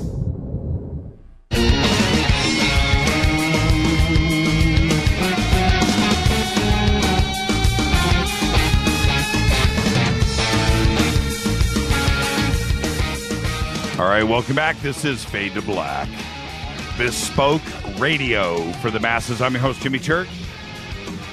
Tonight, wow, Travis Walton, amazing, as always. And Jennifer Stein. Tomorrow night, science fiction author night with the one and only Casper Parks, Dave Barra, the ones and only, and Mike Barra, a twin brother of Dave, will be here. Jennifer Stein has been making films for about 20 years. And in 2012, Jennifer won 2 Open Minds International UFO Congress EBE Film Festival of Awards for her co-production of the Disclosure Dialogues with Ron James. She again succeeded in winning 2 more EBEs at the 2015 Open Minds Film Festival for her film Travis, the true story of Travis Walton. She has produced numerous video treatments for speakers in the UFO field and hosts her own cable network television show in Radnor. I would like to welcome to the show Miss Jennifer Stein. Jennifer, how are you tonight? I'm just wonderful. Thanks for the invitation, Jimmy. Thank you so much, Jennifer. And now, since it's your first time on the show, I do a little disclaimer to first-time guests. So I've got to get this out of the way. You ready? Okay. Okay. It's just 2 friends sitting on my couch in my living room having a conversation. We're going to start as friends, we're going to end as friends, and wherever the conversation leads, it's going to be good. Are you ready? I'm ready. Sounds great. Yeah, it's a cool disclosure, disclaimer that, it's not too intimidating. Jennifer, I talked in the intro about you doing films for 20 years. Take me back to 20 years ago, to that moment in time that for our audience that turned you into a documentary filmmaker. Wow. Well, it was a tragic moment, but a friend of mine was killed in Israel in a terrorist bus attack, and she was only 39 years old, and I felt the need to do something to commemorate and celebrate her life. And I also wanted to do something that maybe would help to bring peace to the region in Israel, something that would not, would hope to end the constant retaliation back and forth that exists, and something that would help break down barriers and help women. And women are sort of the knit of society that hold things together. So my friend was a lawyer, so I raised money in her honor to open a legal aid bureau in Carmiel, Israel, which is a real immigrant town, to help women in Israel, because the organization that we were both involved in was involved in educating women and in women's rights in Israel. We were trying to establish, and still are trying to establish, a civil court system in Israel, which doesn't exist. There are only religious courts for things like marriage or divorce or child custody, things like that. It all goes through religious courts, where in our country it does not. So anyway, I made a film about my friend Rita, what happened to her. I had some great news footage to work with, because she survived the initial terrorist attack, and the Nightline News networks came to her bedside, so I had incredible footage to work with, which they gave me to work with, which was really unusual. I worked with a man named Jay Bashinsky in Israel. So to get that kind of a gift, which normally would have costed me $100,000 off the top for news network footage, I used that and the events of the day, and interviewed a lot of her friends and family, and we raised $100,000 on top of by sending the film around the world, because this is an international organization, and we opened a legal aid bureau in Rita's memory. And I think I got hooked by the fact that film has a way of educating people and bringing them together on central themes and topics and inspiring people. And I knew I knew that my days as an event coordinator were limited. I just couldn't get excited about the next bar or bat mitzvah or the next wedding I was doing. And I knew I had a higher calling, and film gave me the opportunity to do that. Before Rita's Journey, which was the name of the documentary, before Rita's Journey, had you ever picked up a camera or done any editing, or had you ever framed a shot before? Oh, yeah. I was, one of those mothers very interested in filming every second of my children's lives. And when my kids were born in the late 80s, I went out and got cameras and started filming. And I was a quick study. And I also had some really good friends and good teachers. I had a mentor and friend who was a filmmaker in New York.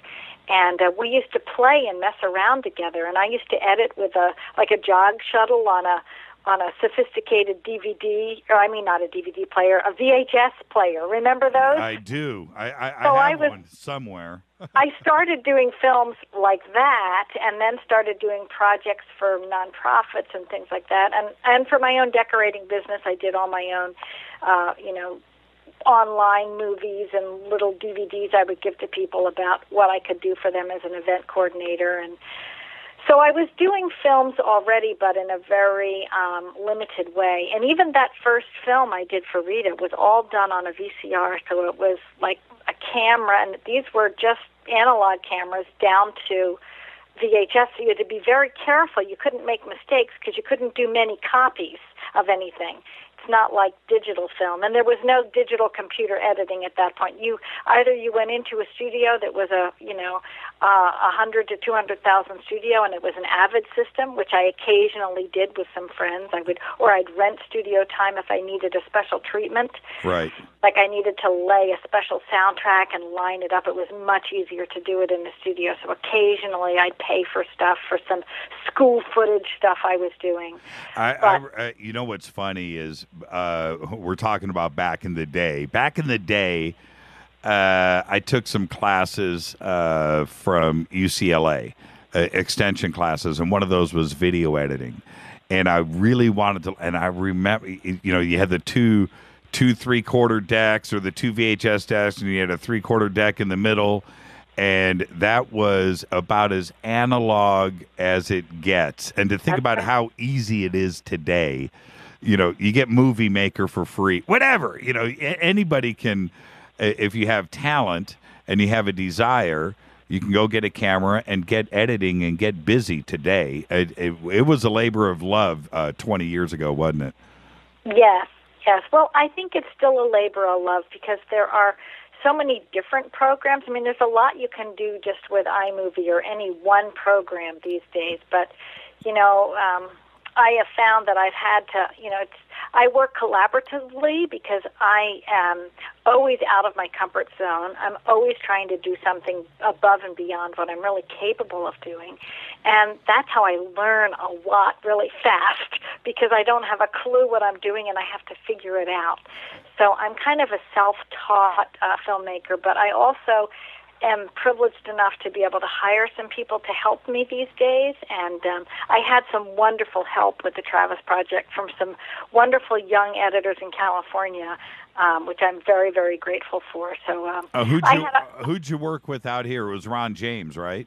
Well, Ron is actually working on a re-edit of some sections of we're doing an updated version for a more commercial version of Travis because I'm having a little bit of rights issues with some of the archive footage that I didn't anticipate I would. I thought I had negotiated a fine contract, but then the contract kind of got changed on me.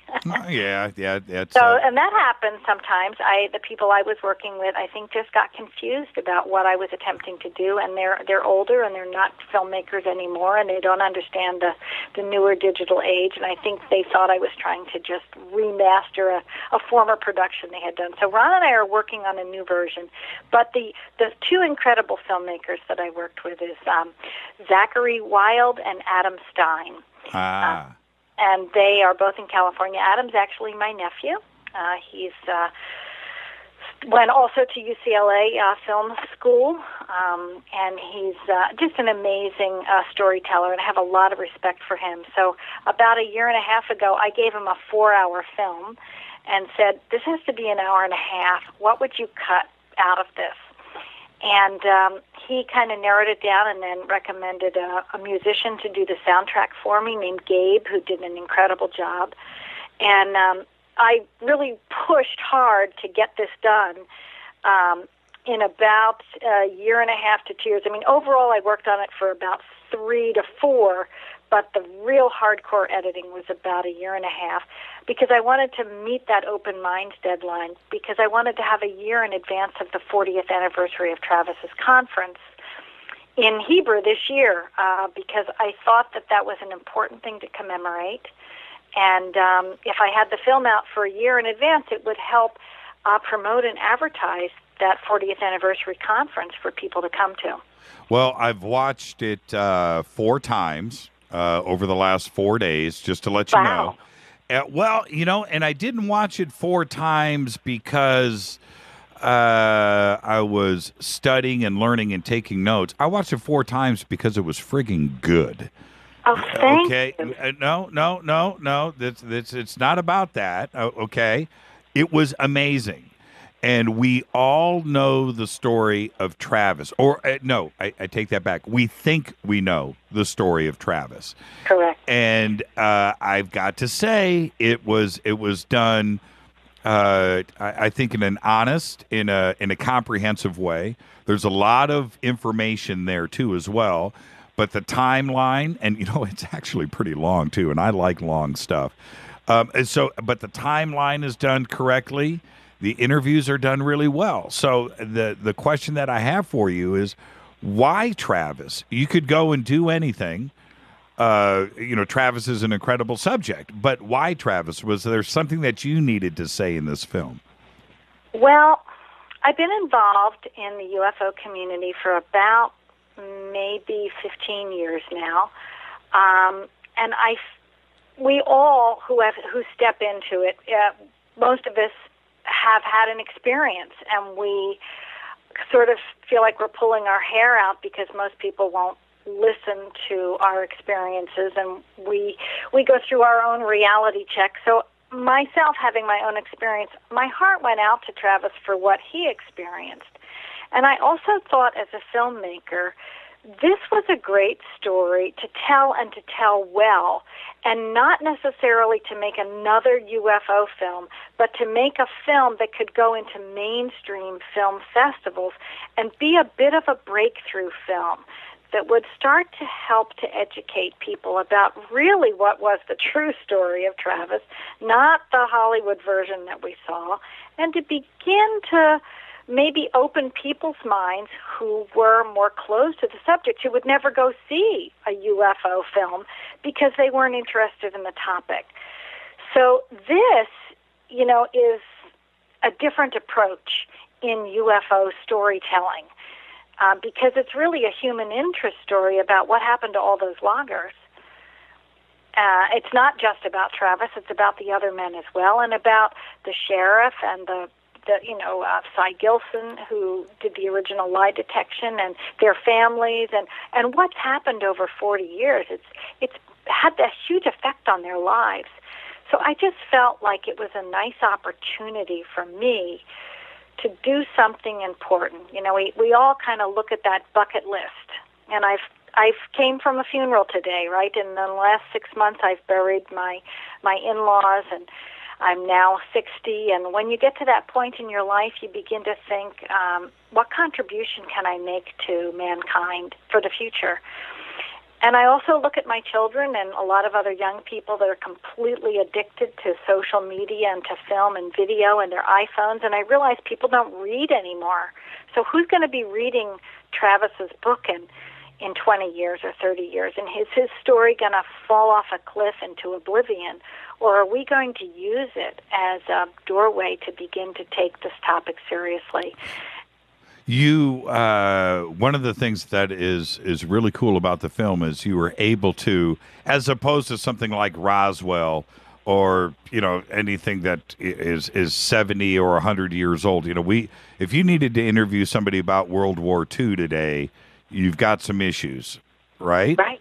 Okay, but everybody is still alive for the most part. But you were able to, like you said, you had the lie detector, you had the sheriff, you have the original crew guys are still alive. Travis is still with us.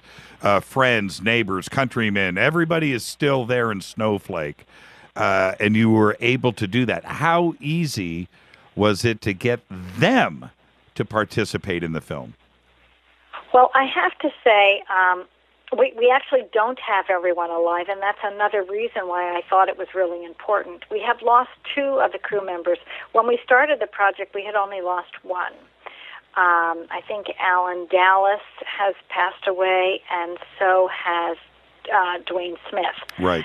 Now, I think Alan Dallas had died a few years ago, and I think it was just Dwayne who only passed away last November. So the way I worked is I first was involved in running and working with my good friend Peter Robbins, who was one of the associate producers on this.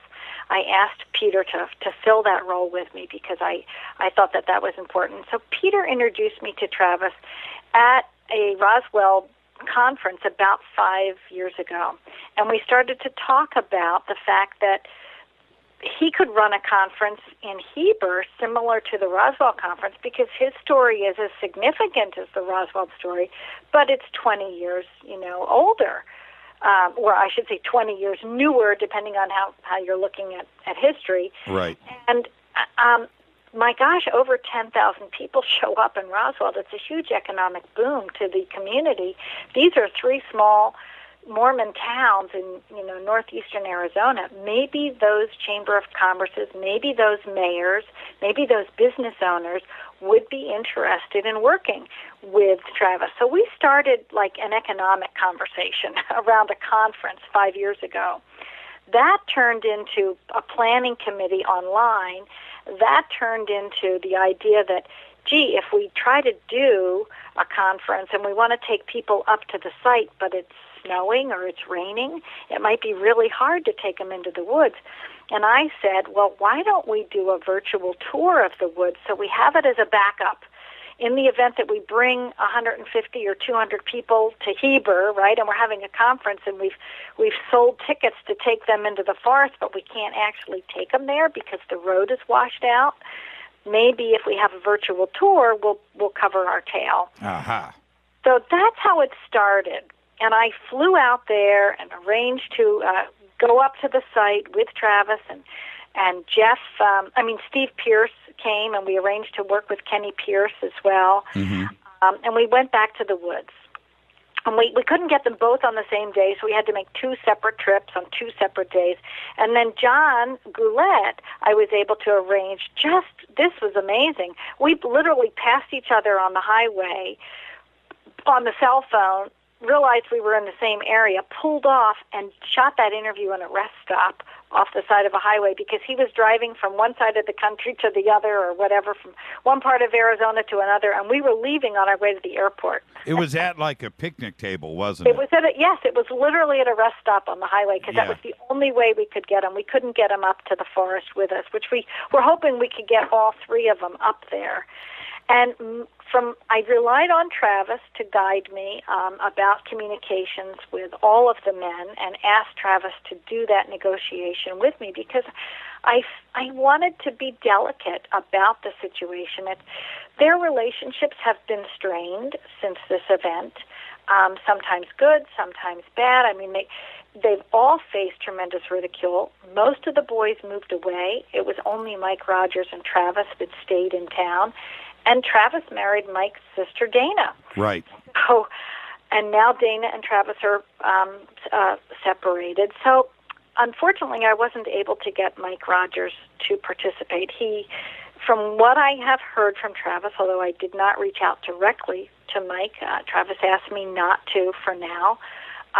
Mike is trying to run a legitimate business, and he's trying to distance himself from the ridicule that all these guys faced. And they're all still affected by it. And Mike is just tired of being, accused of being those, that part of that, that UFO guy, like Travis has been. I mean, he's really disgusted with the ridicule. So he didn't really want to be involved in the project, which I was sorry about. With when you watch the documentary, it's like information on information. It is it's deep on a lot of different levels, and it goes in so many different directions. As you're putting the film together, I have to. My gut says you didn't have all of that info at the beginning, and as you're putting this film together, you're finding out things, and you're having aha moments and discovery. Is that how it went? Yes, some. I mean, I did follow the book. I did write an outline. I did review the focus with Travis, and I worked very, very closely with him. And I respected what he wrote in his book because I thought his book would serve as a good outline for how to lay out this material. And I also knew that I was going to have to do justice to Philip Klass because Travis spends almost one-third of his book talking about the 40 years of shenanigans. Well, I should say maybe the 35 years of shenanigans that Philip Klass, laid on him and all the other boys. So I knew I needed to deal with the whole debunking issue, but I couldn't do a film about the UFO topic in general. It had to be very focused around Travis. But as we were working on it, and as I started to interview people, these little bombshells would get dropped, and I would be like, oh, my gosh, really? Okay. I got it. Well, now I'm going to have to spend more time on that, more time on this. So, what was revealed about Philip Klass going after Stanton, yes, and Philip Klass probably being responsible maybe for James McDonald's suicide. Yes. That's very, very interesting stuff. And I think it was important that we brought light to that. Who is your favorite interview? The one that, when you say bombshell, I know that you were just like, what? Take me to one of those moments. They were all wonderful. I mean, I loved interviewing Lee Spiegel. There are so many things Lee told us just about the UFO phenomenon in general that I could come out with a compendium DVD. There are many other people I interviewed that we just couldn't use all the material, and we decided, well, do we introduce a person once? And what do we use? What do we not use? I mean, I interviewed Steve Bassett and Linda Howe and Jan Harzine and, George Knapp. We did a Skype interview with him. We ended up feeling like the audio wasn't good enough in it, so I posted it online for people to see in its entirety. But even going to interview Cy Gilson, he was so warm and so hospitable and letting me into his home and letting me make a mess of his living room. Here I am, a total stranger, and I show up and it takes me an hour to put all my camera equipment and gear together and mics and everything. But and the same with Sheriff Gillespie. He was so wonderful and so warm to work with. It was very special. And through the whole process, I mean, we had people step up. I had a total stranger I didn't know step up to the bat and do helicopter filming for me, basically for free. His name is Gary Hilton, and he really helped us put last year's conference together. I had an incredible day with Travis where we lost the drone in the forest, and Travis and I had to head into the forest to try to find it because it's, we're talking about a $4,000 piece of equipment pretty much by the time you put it all together, everything that was with it. Gary is a talented guy. Gary Hilton's amazing. Gary could be doing what I do 10 times over. He's really such a multi-talented fellow, and I was so humbled to get to know him and work with him. Right, but, now, I have to ask you really quick. We're going to be up against a break here, so I'm going to ask you. I have to go there with a couple of our friends. Peter Robbins. I had no idea that, and he's a great guy. I respect him, great friend, all of that. But I had no idea that he had the background information on Travis's story like he did. Now, tell me the truth, Jennifer. Was he using a teleprompter, or was all of that knowledge coming off of his brain? Oh, it's all these experts. It just came right off the tip of their tongue, and they were grateful to have the chance to finally talk about Travis on film. That's the way it comes across. I mean, it looked like Peter couldn't talk enough about it, and he was. I was impressed. I was just like, "Go, Peter, go!" So that you should have Peter on your show too. Oh, I have Peter on all the time. Okay, good. He's on too much. Actually, he's been banned. So it's a joke, Jennifer. You're supposed to laugh. You're supposed to laugh. Courtesy laugh. Courtesy laugh. All right. And the same thing with Richard Dolan. Richard was very passionate. Both Peter and Richard, Lee Spiegel too, though. But both Richard and Peter were so passionate, almost borderline angry about Travis and the way that this has been treated in the mass media, and you see that with Richard. And was that intentional, or was that the way he was just ready to go, and you were just rolling camera? Yes. Richard is always ready to go, and I supplied him with a cup of coffee, and that just Oh, that was wrong. Yeah. And it was like, with Richard, you're holding the bridles back because he has so much information. He's just so knowledgeable. It's just always a pleasure to work with Rich. I know him well now for a number of years, and it's maybe the third or fourth project I worked on with Richard, and it's just always a delight. We're up against a break, so this is kind of a yes or no question. But now that this is sat for a little bit, is there anything that you would change in the documentary, or are you happy with it? Overall, I'm very happy with it. I'm really grateful to the younger editors I worked with. Overall, it's great. But yes, I am changing some things, and we can talk about that after the break. Yeah, let's do that. Let's go ahead and take a break. This is Fade to Black tonight. Well, Travis Walton was up first. Jennifer Stein, she directed Travis, the true story of Travis Walton. More with Jennifer when we come back after the break. I'm your host, Jimmy Church. This is Fade to Black, bespoke radio for the masses. I'll be back right after this. Stay with us.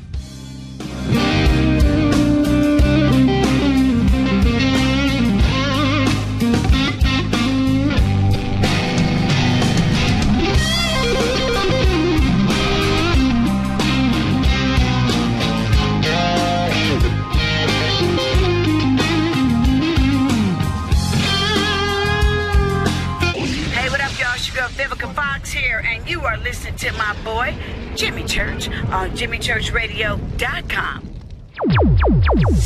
Despite popular opinion, reading a book will not make you smarter. But listening to Jimmy Church will. Attention, all Fade or Not. Studio Dome has a special deal on their SD1 Bluetooth speaker.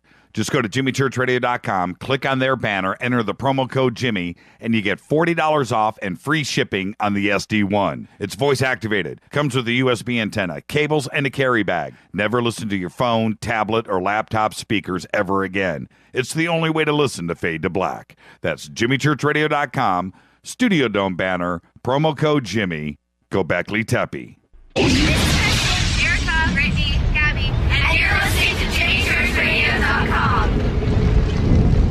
It's not a lifestyle we chose. We were born this way. KGRARadio.com. Hey, everybody, what's up? Jimmy Church of Fade to Black, and check this out. The 2015 MUFON Symposium will be held this September 24th through the 27th in beautiful downtown Irvine, California. Expanding ufology, opening new doors in academia, industry, and media. Former Defense Minister of Canada Paul Hellyer will be there in person. Former CNN news anchor Cheryl Jones, TV news journalist Jaime Maussan, and MUFON's chief photo analyst Mark D'Antonio. They're just a few of the growing list of names for the 2015 event. It's September 24th through the 27th at the beautiful Hotel Irvine. Get your tickets today at MUFONSymposium.com. That's MUFONSymposium.com.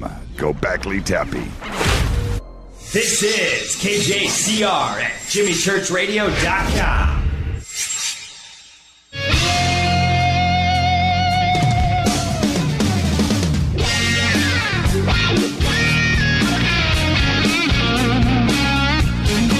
All right, welcome back. Fade to Black.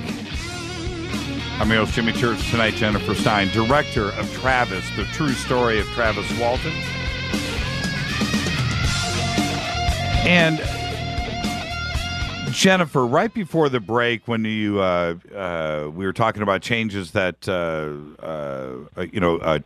2.0, I should say. But going back to the original cut of the film, when you were interviewing the sheriff,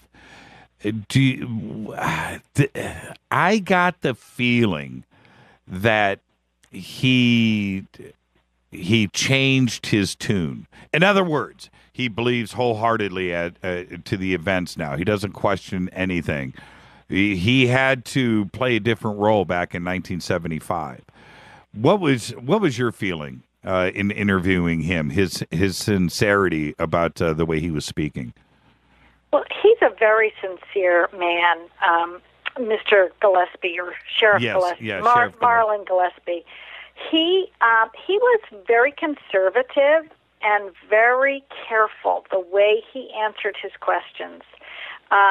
He tried to be thorough to disclose what his side of the story was from his experience. But I actually asked Travis to ask him the questions. I had a lot of questions written out, but I think that kind of threw Travis for a loop. But I said, Travis, this is a low-budget film here, and I'm shooting, so I need you to ask the questions, and I'll prompt you if it's not quite right. So here it was almost 40 years after the event, 38 years later, and he's sitting across from Marlon asking him questions, and Travis is like biting his fingernails, wanting to ask like more in-depth questions, and finally he has a chance to ask him things he'd been waiting for a long time to ask. And I think it was really interesting. There was a little bit of nervous tension there as well.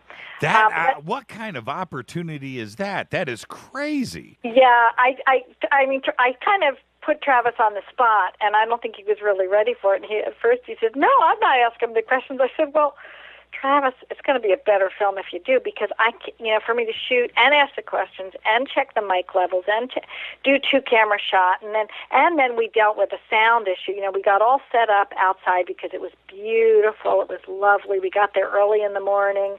We got all set up, and then all of a sudden, some huge, what sounded like a conveyor belt. I mean, some manufacturing or some road work started up, and it was loud. And I was like, oh, darn, we're all set now. And I thought, you know what, I'll just cancel the sound because we had to move on. So I said, all right, we all got to be quiet.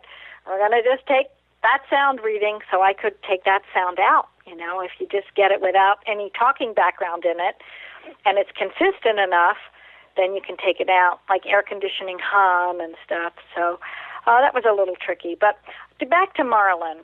Marlon did have his own sighting, and I think he had probably more than one.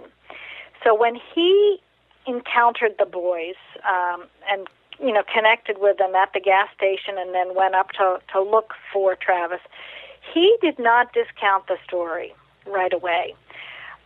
He had to be very skeptical, and he had to cover all the ground and do an in-depth investigation and be suspicious of some other nefarious thing that could have happened to Travis. I mean, he wouldn't be doing his job if he hadn't.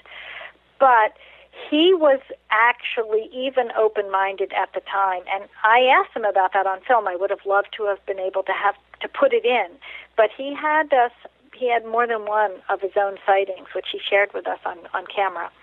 What was it that you asked him? Did you ask him about if he believed their story back then? Because, his attitude, he had to be skeptical. He had to play it down the middle, but he certainly was, okay, guys, where's the body?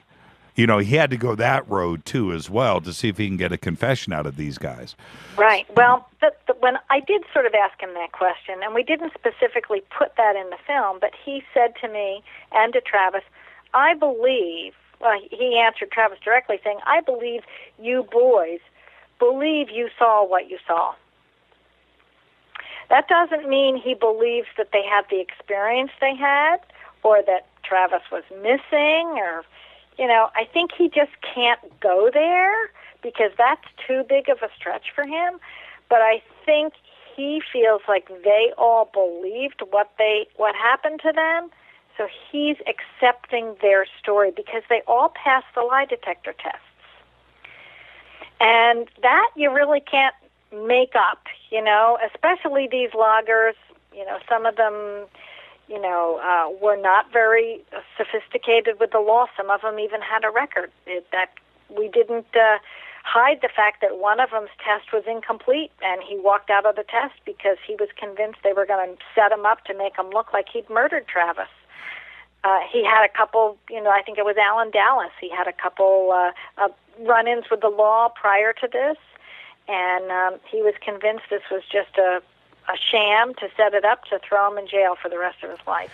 One of the things that is brought out in the film is, and I think this point needs to be driven home, if they would have failed the polygraph, the sheriffs, the detectives would have said, aha, see, I told you these guys are lying, right? They would have depended on the polygraph. But when they pass the polygraph, the attitude is, well, a polygraph isn't admissible in court. It doesn't really prove anything here. That's the paradox that you have with the polygraph with the authorities. You fail it, you're guilty. You pass it, and it's inconclusive. Correct. Correct. And Travis makes a great point in the film that he said, what are we doing? Convicting people on less testimony than this. And we had 7 people eventually pass that test. So, and in some states, they do allow you. Certainly in New Mexico, it's permissible in court, but it's really a state-by-state decision about the polygraph. And the point, the follow-up to that is, what are the crazy odds? It's like winning the state lottery odds for 5 all 7 passing? Yes, twice. Yes. Well, and actually some of them passed more than 2 tests. Some of them took upwards of 3. I think Travis has taken 7 himself. So each test that they pass, the exponential odds for the likelihood of that go up, like hugely exponentially. It's not just 1 in a million. It becomes 1 in a trillion, 1 in, 10 billion. I mean, it goes up very quickly. Have you ever taken a polygraph? I have not, although I interviewed, this is for the version 2, I interviewed a former head of the American Polygraph Association in Philadelphia. His name is Nate Gordon, and he also teaches polygraph testing. And he's developed new techniques which are used for polygraph. And he wired me up and showed me the newest equipment that's used and things like that. So that interview was shot this summer, and it's going to be replacing the Edward Gelb footage, because Edward Gelb's footage is old, and that's part of some of these archived snippets. There's about 4 minutes of archived footage from a production called UFOs Are Real, which is where I could access the footage of Mike Rogers talking and some of the other men. So I'm going for new and different archived footage from other productions so that I can take the UFOs Are Real production footage out. But that's the piece that Stanton Friedman was hired to be a script writer on and an assistant producer for that production. Well, I've taken a couple of polygraphs in my life for different employment and stuff like that, but it is not easy. And to tell you the truth, if you're going to lie, you're going to get caught. It is a difficult, stressful thing to go through. They ask you your name, Jimmy Church, and you're afraid you're going to lie. Right. It's like that. And so now, if you're some experienced CIA disinfo guy where you're trained to make it through and lie on a polygraph, that's one thing. But we're talking about some, civilians, from Snowflake, a logging crew that has never experienced this before. And one of them, we're talking about a murder case at the time, and it is a completely stressful thing to go through, and they passed. That's right. And That's right. What are the odds? What are the odds? I have no idea. The odds for them all to pass the first time was about 1,000,000 to 1, and then the second time it goes up like 5 billion or something like that, exponentially, and then for all of them to pass beyond that multiple times, it's just off the charts. Now, as you were playing the role of investigative journalist, documentary filmmaker, as you're going through this, when you were dealing with the debunking part of the film, did you run into difficulties there in trying to debunk the debunkers? Well, no, I kind of took the easy route because I mostly just shot interesting seated interviews with people who all knew who Phil Klass was, and they all had such scandalous things to say. So I actually just had to be, thoughtful in the way I edited this, because it wasn't about debunking a debunker. It was about being honest about how Philip was involved in Travis's case. So I got wonderful information, and then it was just what's the best of the best of the best that I have that I can use, and how am I going to fit that together in a good narrative that makes sense. Like when I edit with my eyes closed. As strange as that sounds, you have to hear the storyline first, and then you match the visuals to fit it. So if you have a seated interview, you know you have that to go with, but then you look for, well, what can I add on top of this? It's kind of like a birthday cake in the timeline where you keep layering a layer on top of a layer on top of a layer. Like a painter when they paint a painting and they don't like something and they paint over it, or they add this in or whatever. So film is the same way. You keep layering and layering and layering with your visuals.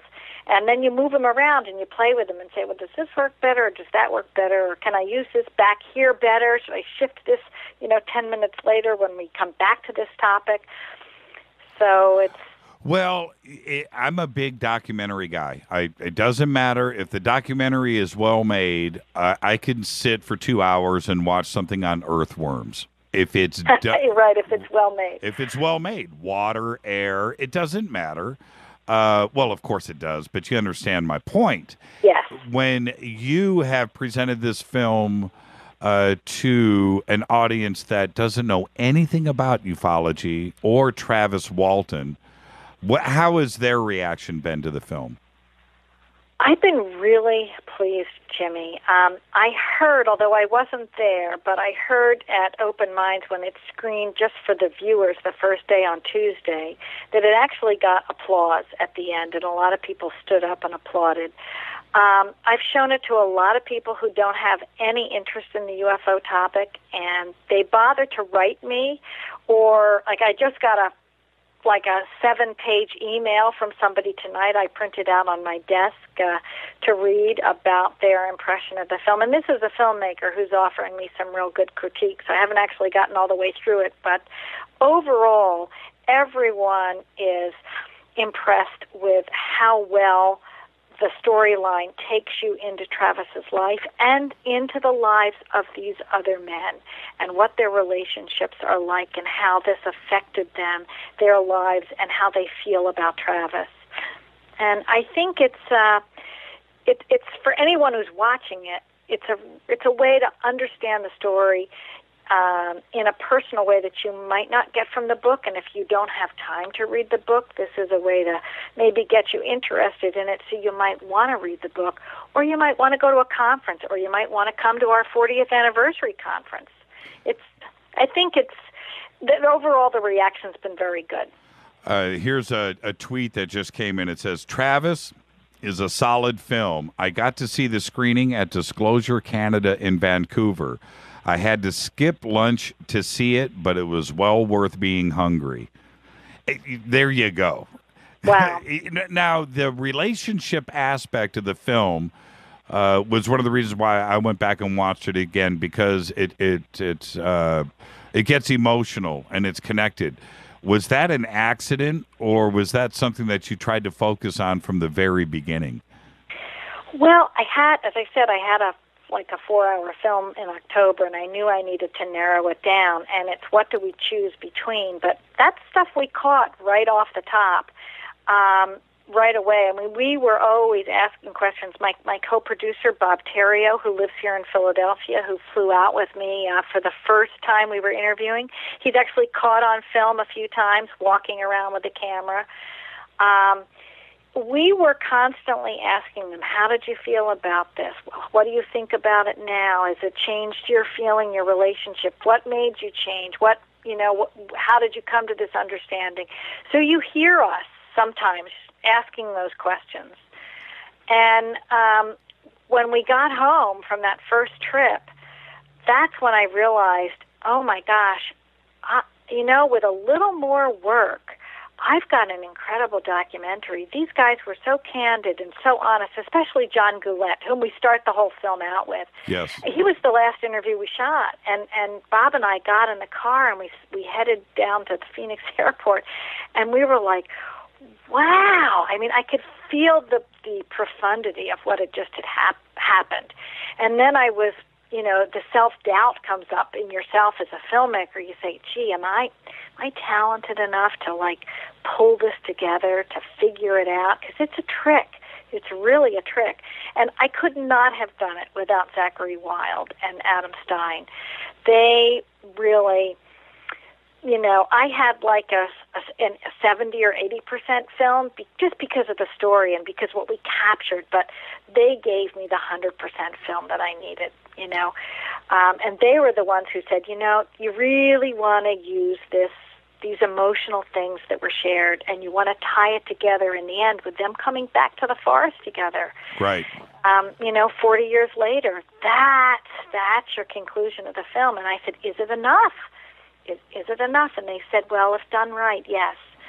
And there's one thing. Excuse me, Jennifer, for interrupting, but when John says at one point in the film, and I think it was towards the beginning, if not the very beginning, but he said, "Look, we moved. I had to move. We had to move. We had to get out of. We couldn't deal with Snowflake anymore." We couldn't. We had to escape, and it's been 40 years. And if this was a hoax, and the way that John speaks about it in the beginning, because I hate to say hoax, but that's the perception. So let's just call a spade right now. And if it was a hoax, somebody cracks. Somebody messes up over 40 years. Somebody makes a mistake. Somebody says something. Somebody gets busted. Somebody gets arrested. Something happens. And with Travis and the crew, it didn't happen. No. And I think that's what speaks volumes. And that's what John presents in the very beginning of the film. We had to split. We had to get out of it. We had to get away from this. You don't get away from a hoax. You don't get away from a lie. Right. Bingo. I mean, congratulations, you got it, Jimmy. That's right. Well, it's complex, the way that the story is laid out. Like I said, it's about relationships, it's about emotions, it's about what the interaction with everybody, the sheriff, Cy, what's the word? Polygraph. Polygraph. I was going to say the lie detector guy, the polygraph administrator, right? Examiner. And all of their relationships and their views and the way that it is edited, this is a very complex story. It's deep and it's layered, but it's like seamless, and you really pulled it off. I don't know if it was an accident, because sometimes that it just the way it lays out, but the story is correct from beginning to end. I think it's really well made. Well, thank you so much. It is a complex story, and then when you start getting into what happened first and what happened second and what happened third. One of the things we do at the Travis Walton Conference that we'll be hosting in Heber on November 5th through the 8th. Will be it'll be the actual 40th anniversary. This film was made for that 40th anniversary. One of the things we provide for people that they can buy there, and it's the only place they can buy it, is I talked to the local press. His name is Matthew Badger, and he was a little kid at the time. He was 11 years old, but his dad ran the local newspaper at the time, and now it's called the Tribune News, and it's the Holbrook newspaper, but it's sort of a regional paper that takes in Snowflake as well as Heber and Holbrook. And you can read all the articles that they've ever written about Travis, including the newest article about the upcoming conference and things like that are going on. So when you sit and you go through this pamphlet, which is probably about 25 or maybe 30 newspaper articles, you see how the paper portrayed the event, and you read it, and it's like reading the National Enquirer. And from reading the article, you are a very doubtful, observer of the whole Travis Walton story, and you kind of scratch your head and say, well, that's probably a crock of shit. Because of the way it was presented in the paper. But these were the actual stories that were read, and this is what the locals were reading. So, of course, the locals were going to say, you're wasting a lot of our taxpayer dollars. It's ridiculous you came up with this story. And, one of the things I didn't include in the film, but I thought maybe I should have tried to, is he actually went on a television show that I think was produced in New Mexico or Arizona called Truth or Lie, something like this.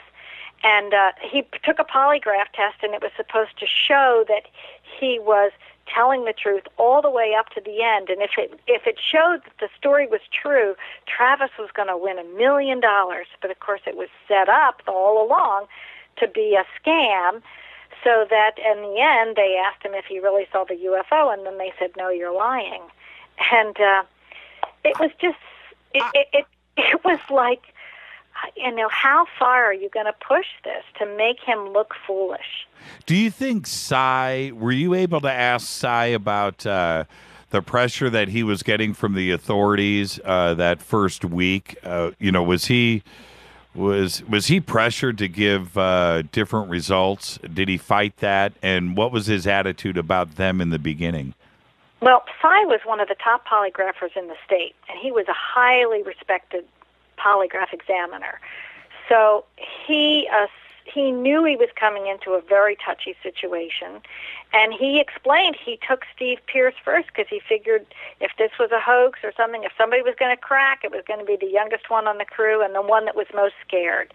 So he wanted to get him first because that might save everybody a lot of time, right? And his eyes were opened, and he was having a hard time himself accepting it. He was really surprised, and then as he interviewed each one, it became really apparent that these boys all believed that this was really the story that was happening. And as far as his readings were concerned, which is what he's trained to do, follow the data, follow the readings, he had to be very honest and say, look, they're all coming out positive on these essential questions that we're asking them. And based on those questions, I have to give my expert opinion that it is, in my opinion, that they are telling the truth. They have not made up a story, so Travis is essentially missing, and they have not murdered him. Yeah, did Cy get any pressure from Sheriff Gillespie or what was the detective that was played by James Garner in the film? What was his name? Well, there was a couple detectives. I think James Gardner was playing the role of Sheriff Gillespie. Okay. And then there was a couple of other sub-sheriffs and assistant sheriffs and things like that were involved in the story. And all the other sheriffs didn't believe it. But Marlin had to accept it and then had to figure out that there was something very strange going on. So nobody pressured Cy to... No, he wasn't pressured to change his story. He was respected for his opinion. Interesting. Now, Marlin already had a relationship with Cy and had used him on a number of other cases. That's right. So. Yeah, I just thought, with the Good Old Boy Network, that Cy would have, got some pressure. By the way, Cy should have gone into radio. He should have left that polygraph thing aside. Didn't he have a wonderful voice? He has got the most incredible set of pipes on him. And you sit and you listen to it, you're just sucked into every word that Cy has to say because, the two boys, they came in and, and I'm just like, Cy, wow, where'd you get those pipes? So he also has an amazing memory. I mean, it's been 40 years since he talked about this case. And, everything was fresh on the top of his, of his memory. And, so he was in his early 80s, maybe he's 82, 83, and Marlon was also in his 80s, maybe even 83, 84, so they're getting up there. Oh, Marlon doesn't look that old. Well, he is. I think he was definitely 80, if not a year or two older. Jennifer, we're going to take a break. Can you hang with me for another 10 minutes? Because I'd be thrilled. Okay, great, because I have some other questions. When we come back after the break, I want to ask Jennifer about the people of Snowflake and what their attitude was, because I know that she was hanging out in town. And we'll do that when we come back, Jennifer. This is Fade to Black, Bespoke Radio. For the masses, I'm your host, Jimmy Church. Tonight, Jennifer Stein. And if you had missed it, you can catch it on the replay. Travis Walton in the first hour. I'm your host, Jimmy Church. We'll be back right after this. Stay with us.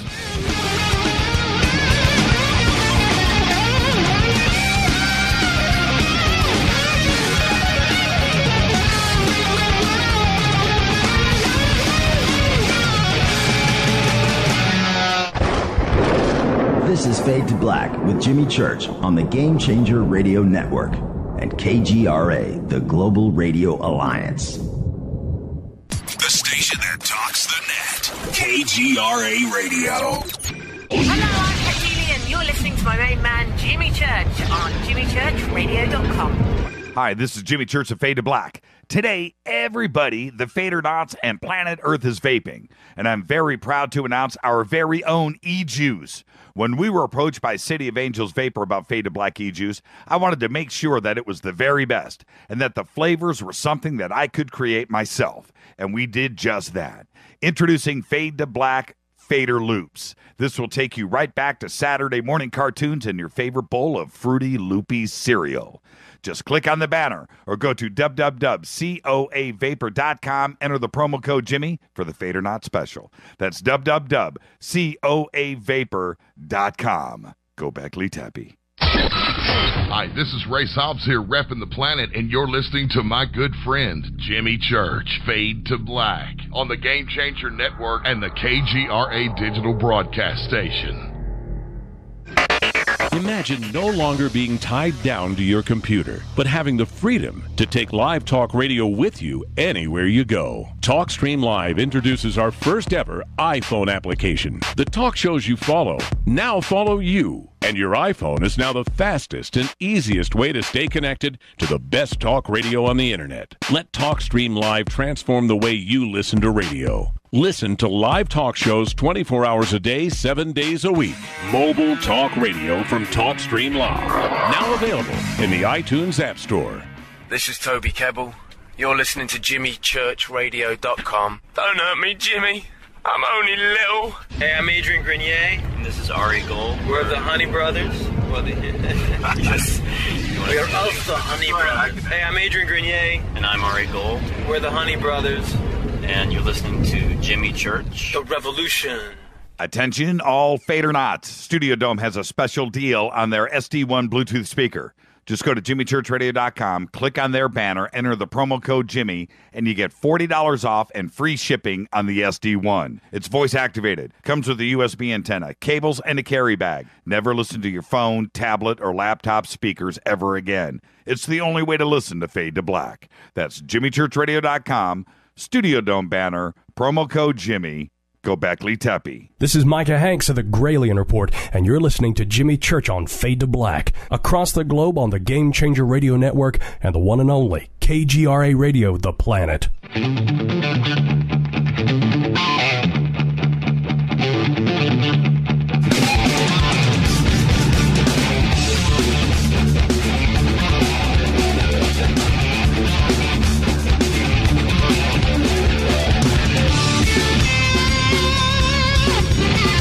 Yeah. Welcome back, Fade to Black. I'm your host, Jimmy Church. Tonight, Jennifer Stein is with us. She directed Travis, the true story of Travis Walton. Of course, Travis was with us earlier. Very good stuff tonight. Tomorrow night is a science fiction author's evening here on Fade to Black with Casper Parks, Dave Barra, and his twin brother, a guy named Mike. You want to catch that tomorrow night. It's going to be great.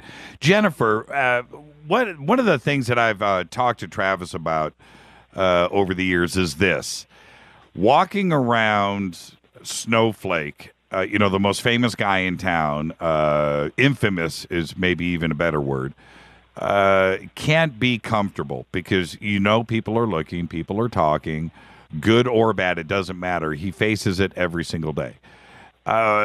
You filmed. What was it like in Snowflake, and were you able to interview and talk to people there about Travis?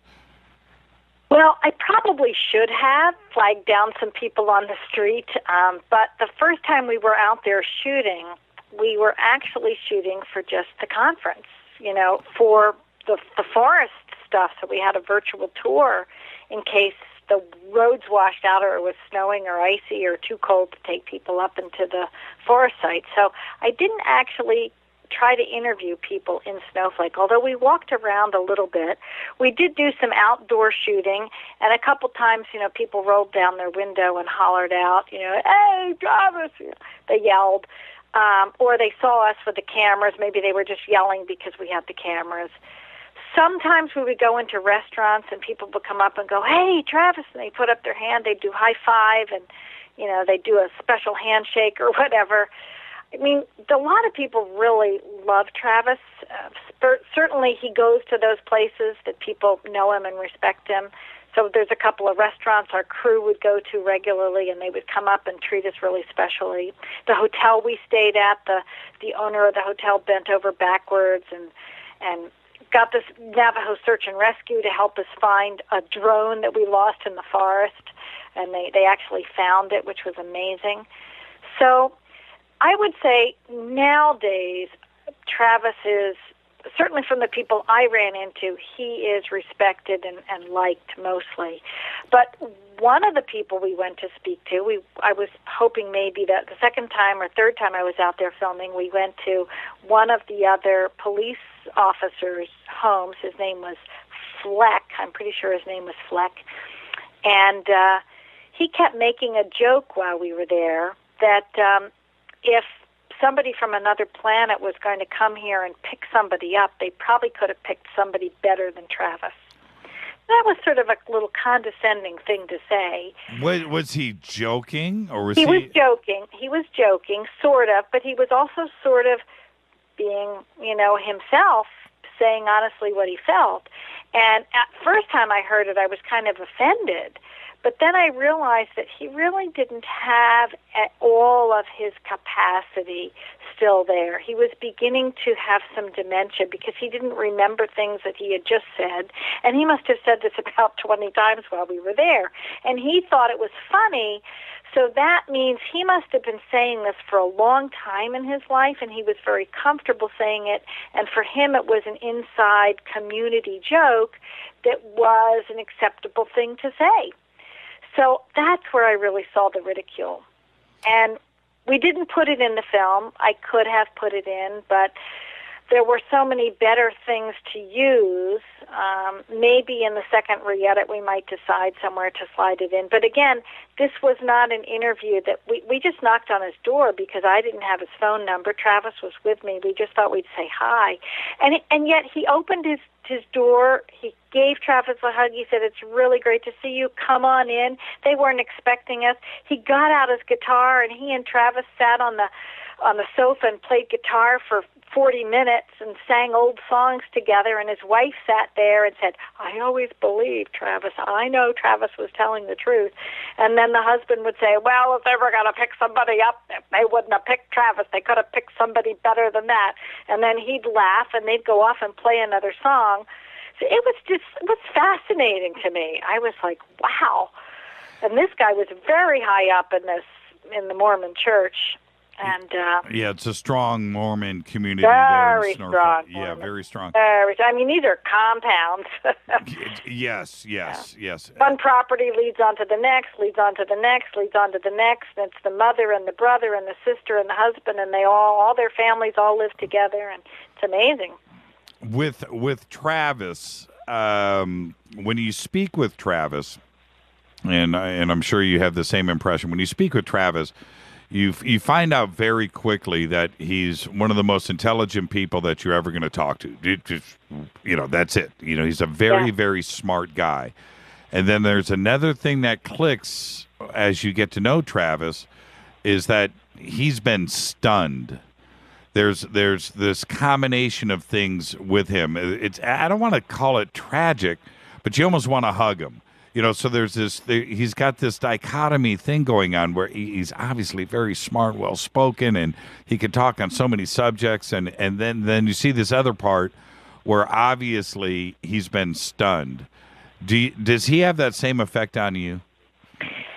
Yes. I feel really honored to have gotten to know Travis as well as I have through this whole process. And I think we've developed a lot of mutual respect for each other's abilities and each other's composure and each other's journey. He goes to a lot of UFO conferences, and he's one of the better, well-spoken presenters at a lot of the UFO conferences that we go to. And he has matured and risen to the occasion so many times in his life that that's been the refining, grind mill that he's been up against all of his life. The ridicule factor has forced him to be very guarded with what he's going to say and how he's going to say it, how he's going to lay out his logical process of thought, to present his case or an argument or, question an issue that he's brought up again and again and again to review by people who interview him. So there's a very refined mind there in Travis that has spent 40 years trying to deal with what happened to him and make sense of it and put it into perspective. And I tried to bring that out in the film, who he is as a person and how this, event, one single event kind of in many ways both ruined one trajectory of his life that he might have had, but then created a completely different trajectory for him as well. And he's not resentful. He's embraced this situation, and he's tried to make lemons when he got lemonade. And I think he's done a fine job of it, and he's done it in service to others, to pay attention to his truth, because he thinks it's important. The way that you treat the subject in the film, I think, is something that most people need to see in a refreshing way, because it's one thing to say, look, this experience happened to me, and you get over it, and people move on. Instead, every day of his life, I am sure he thinks about it. Number one, I'm sure there's not a day that goes by that he doesn't, but there's also not a day that goes by where he's confronted with this, are you telling the truth? Are you telling the truth? And this has gone on 365 days a year for 40 years. Right. And he has managed to come out the other side a very smart, dignified gentleman. And I think you're right. It could have gone the other way, and it is also presented in the film that way. It's really well done. I had to watch it 4 times. I had to go back and just absorb it, because I enjoyed the film. I didn't do it to study. I actually just enjoyed the presentation, and I thought that it was honest, and it certainly presented both sides too as well. Well, I'm really glad to hear that. I heard you were advertising the MUFON conference, and we're actually showing it. It's free and open to the public on Thursday night at the Irvine conference in September. I don't know that actual date of that Thursday. Yep, September 24th. Yes, that's right. Thursday night the 24th. That's right. We're showing the film that night there in the same room that the field investigators training is going on. So if people want to come and see it, it's free, open to the public. We thought it might help stimulate people to consider wanting to come to the full conference once they saw that. Because, if APRO had not been on the scene at the time, there's a lot of data about the Travis Walton story that we might not have. Is that, as we're winding down here, but when you finish Travis 2.0 and you get that out of the way, is there another project that you're working on?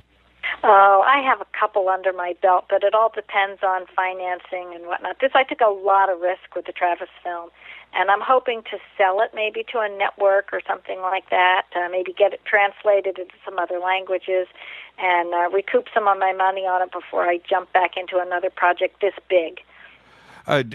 Somebody just tweeted out, is Travis ever interested in maybe making an album of his music?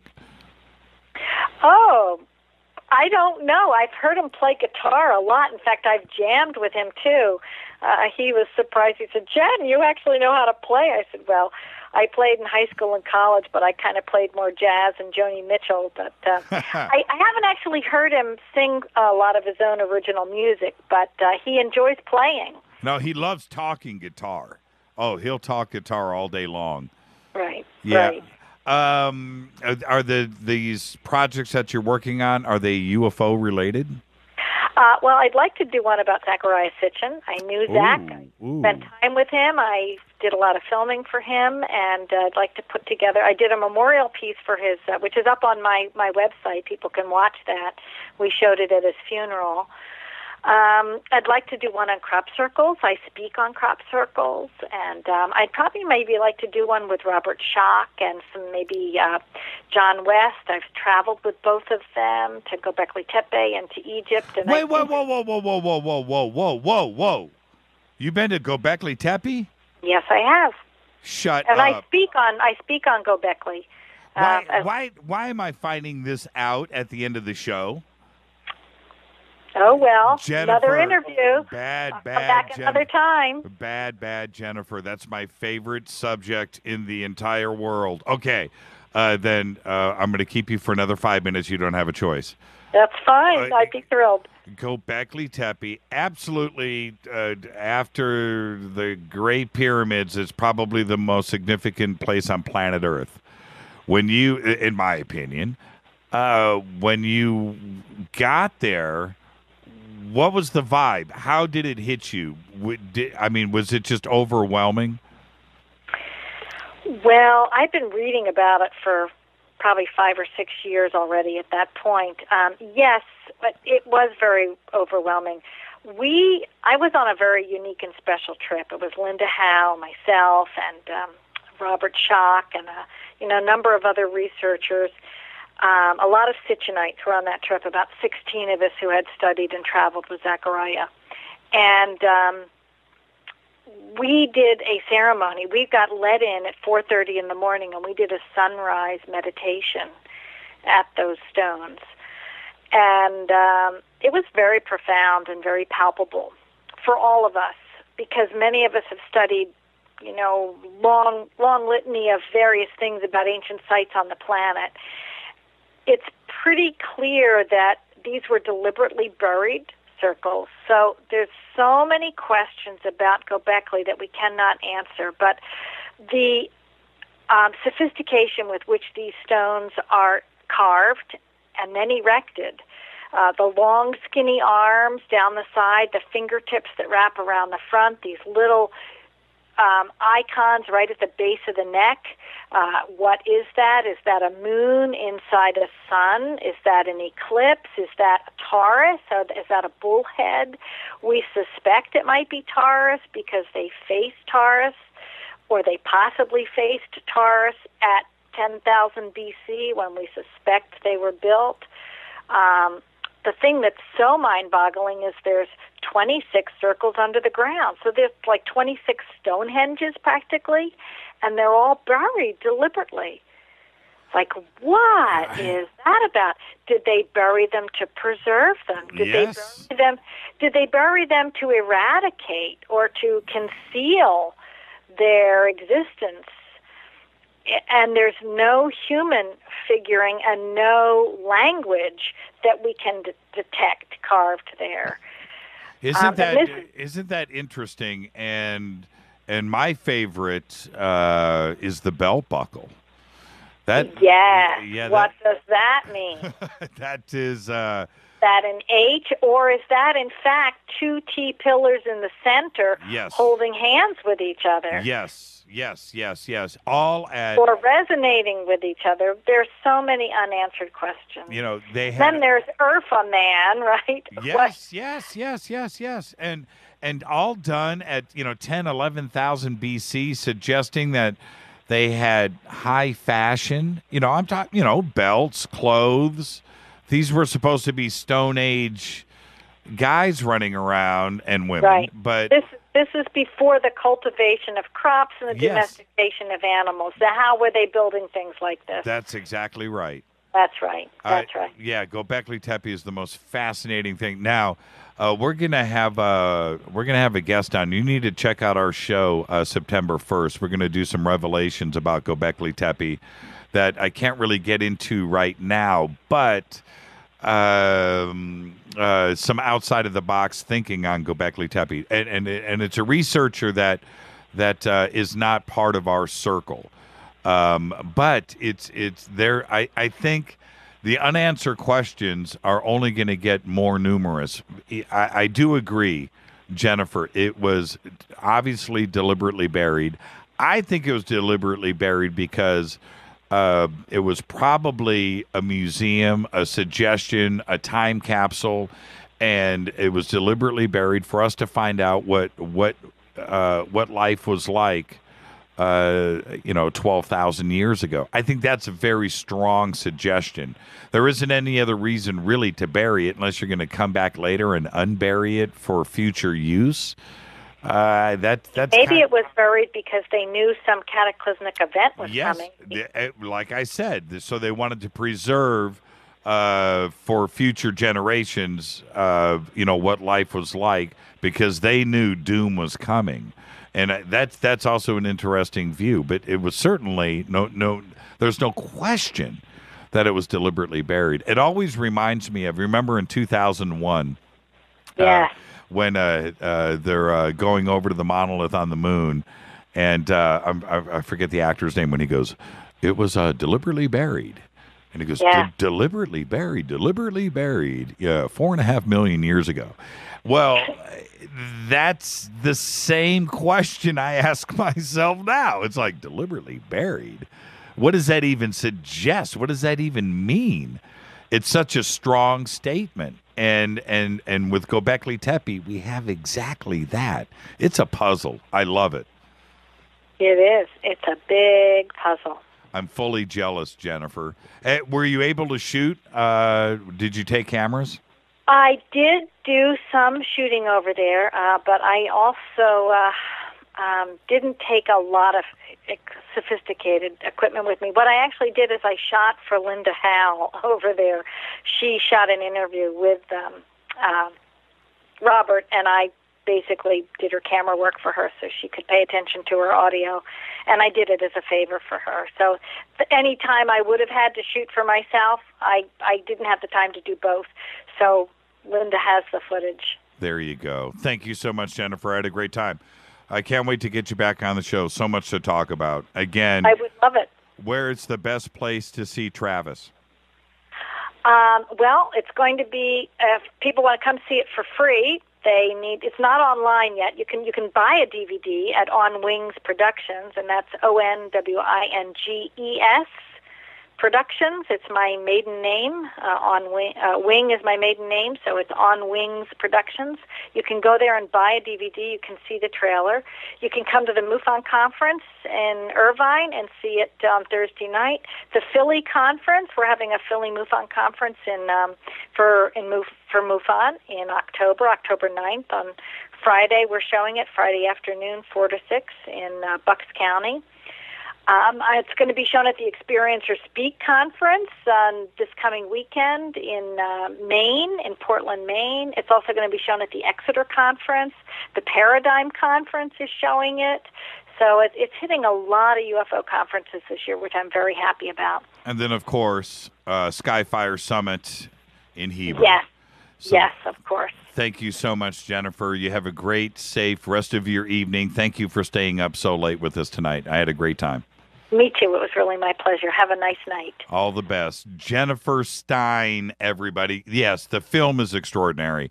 And for me to say so many times in an interview about how layered the film is, how complex it is, I've seen it 4 times.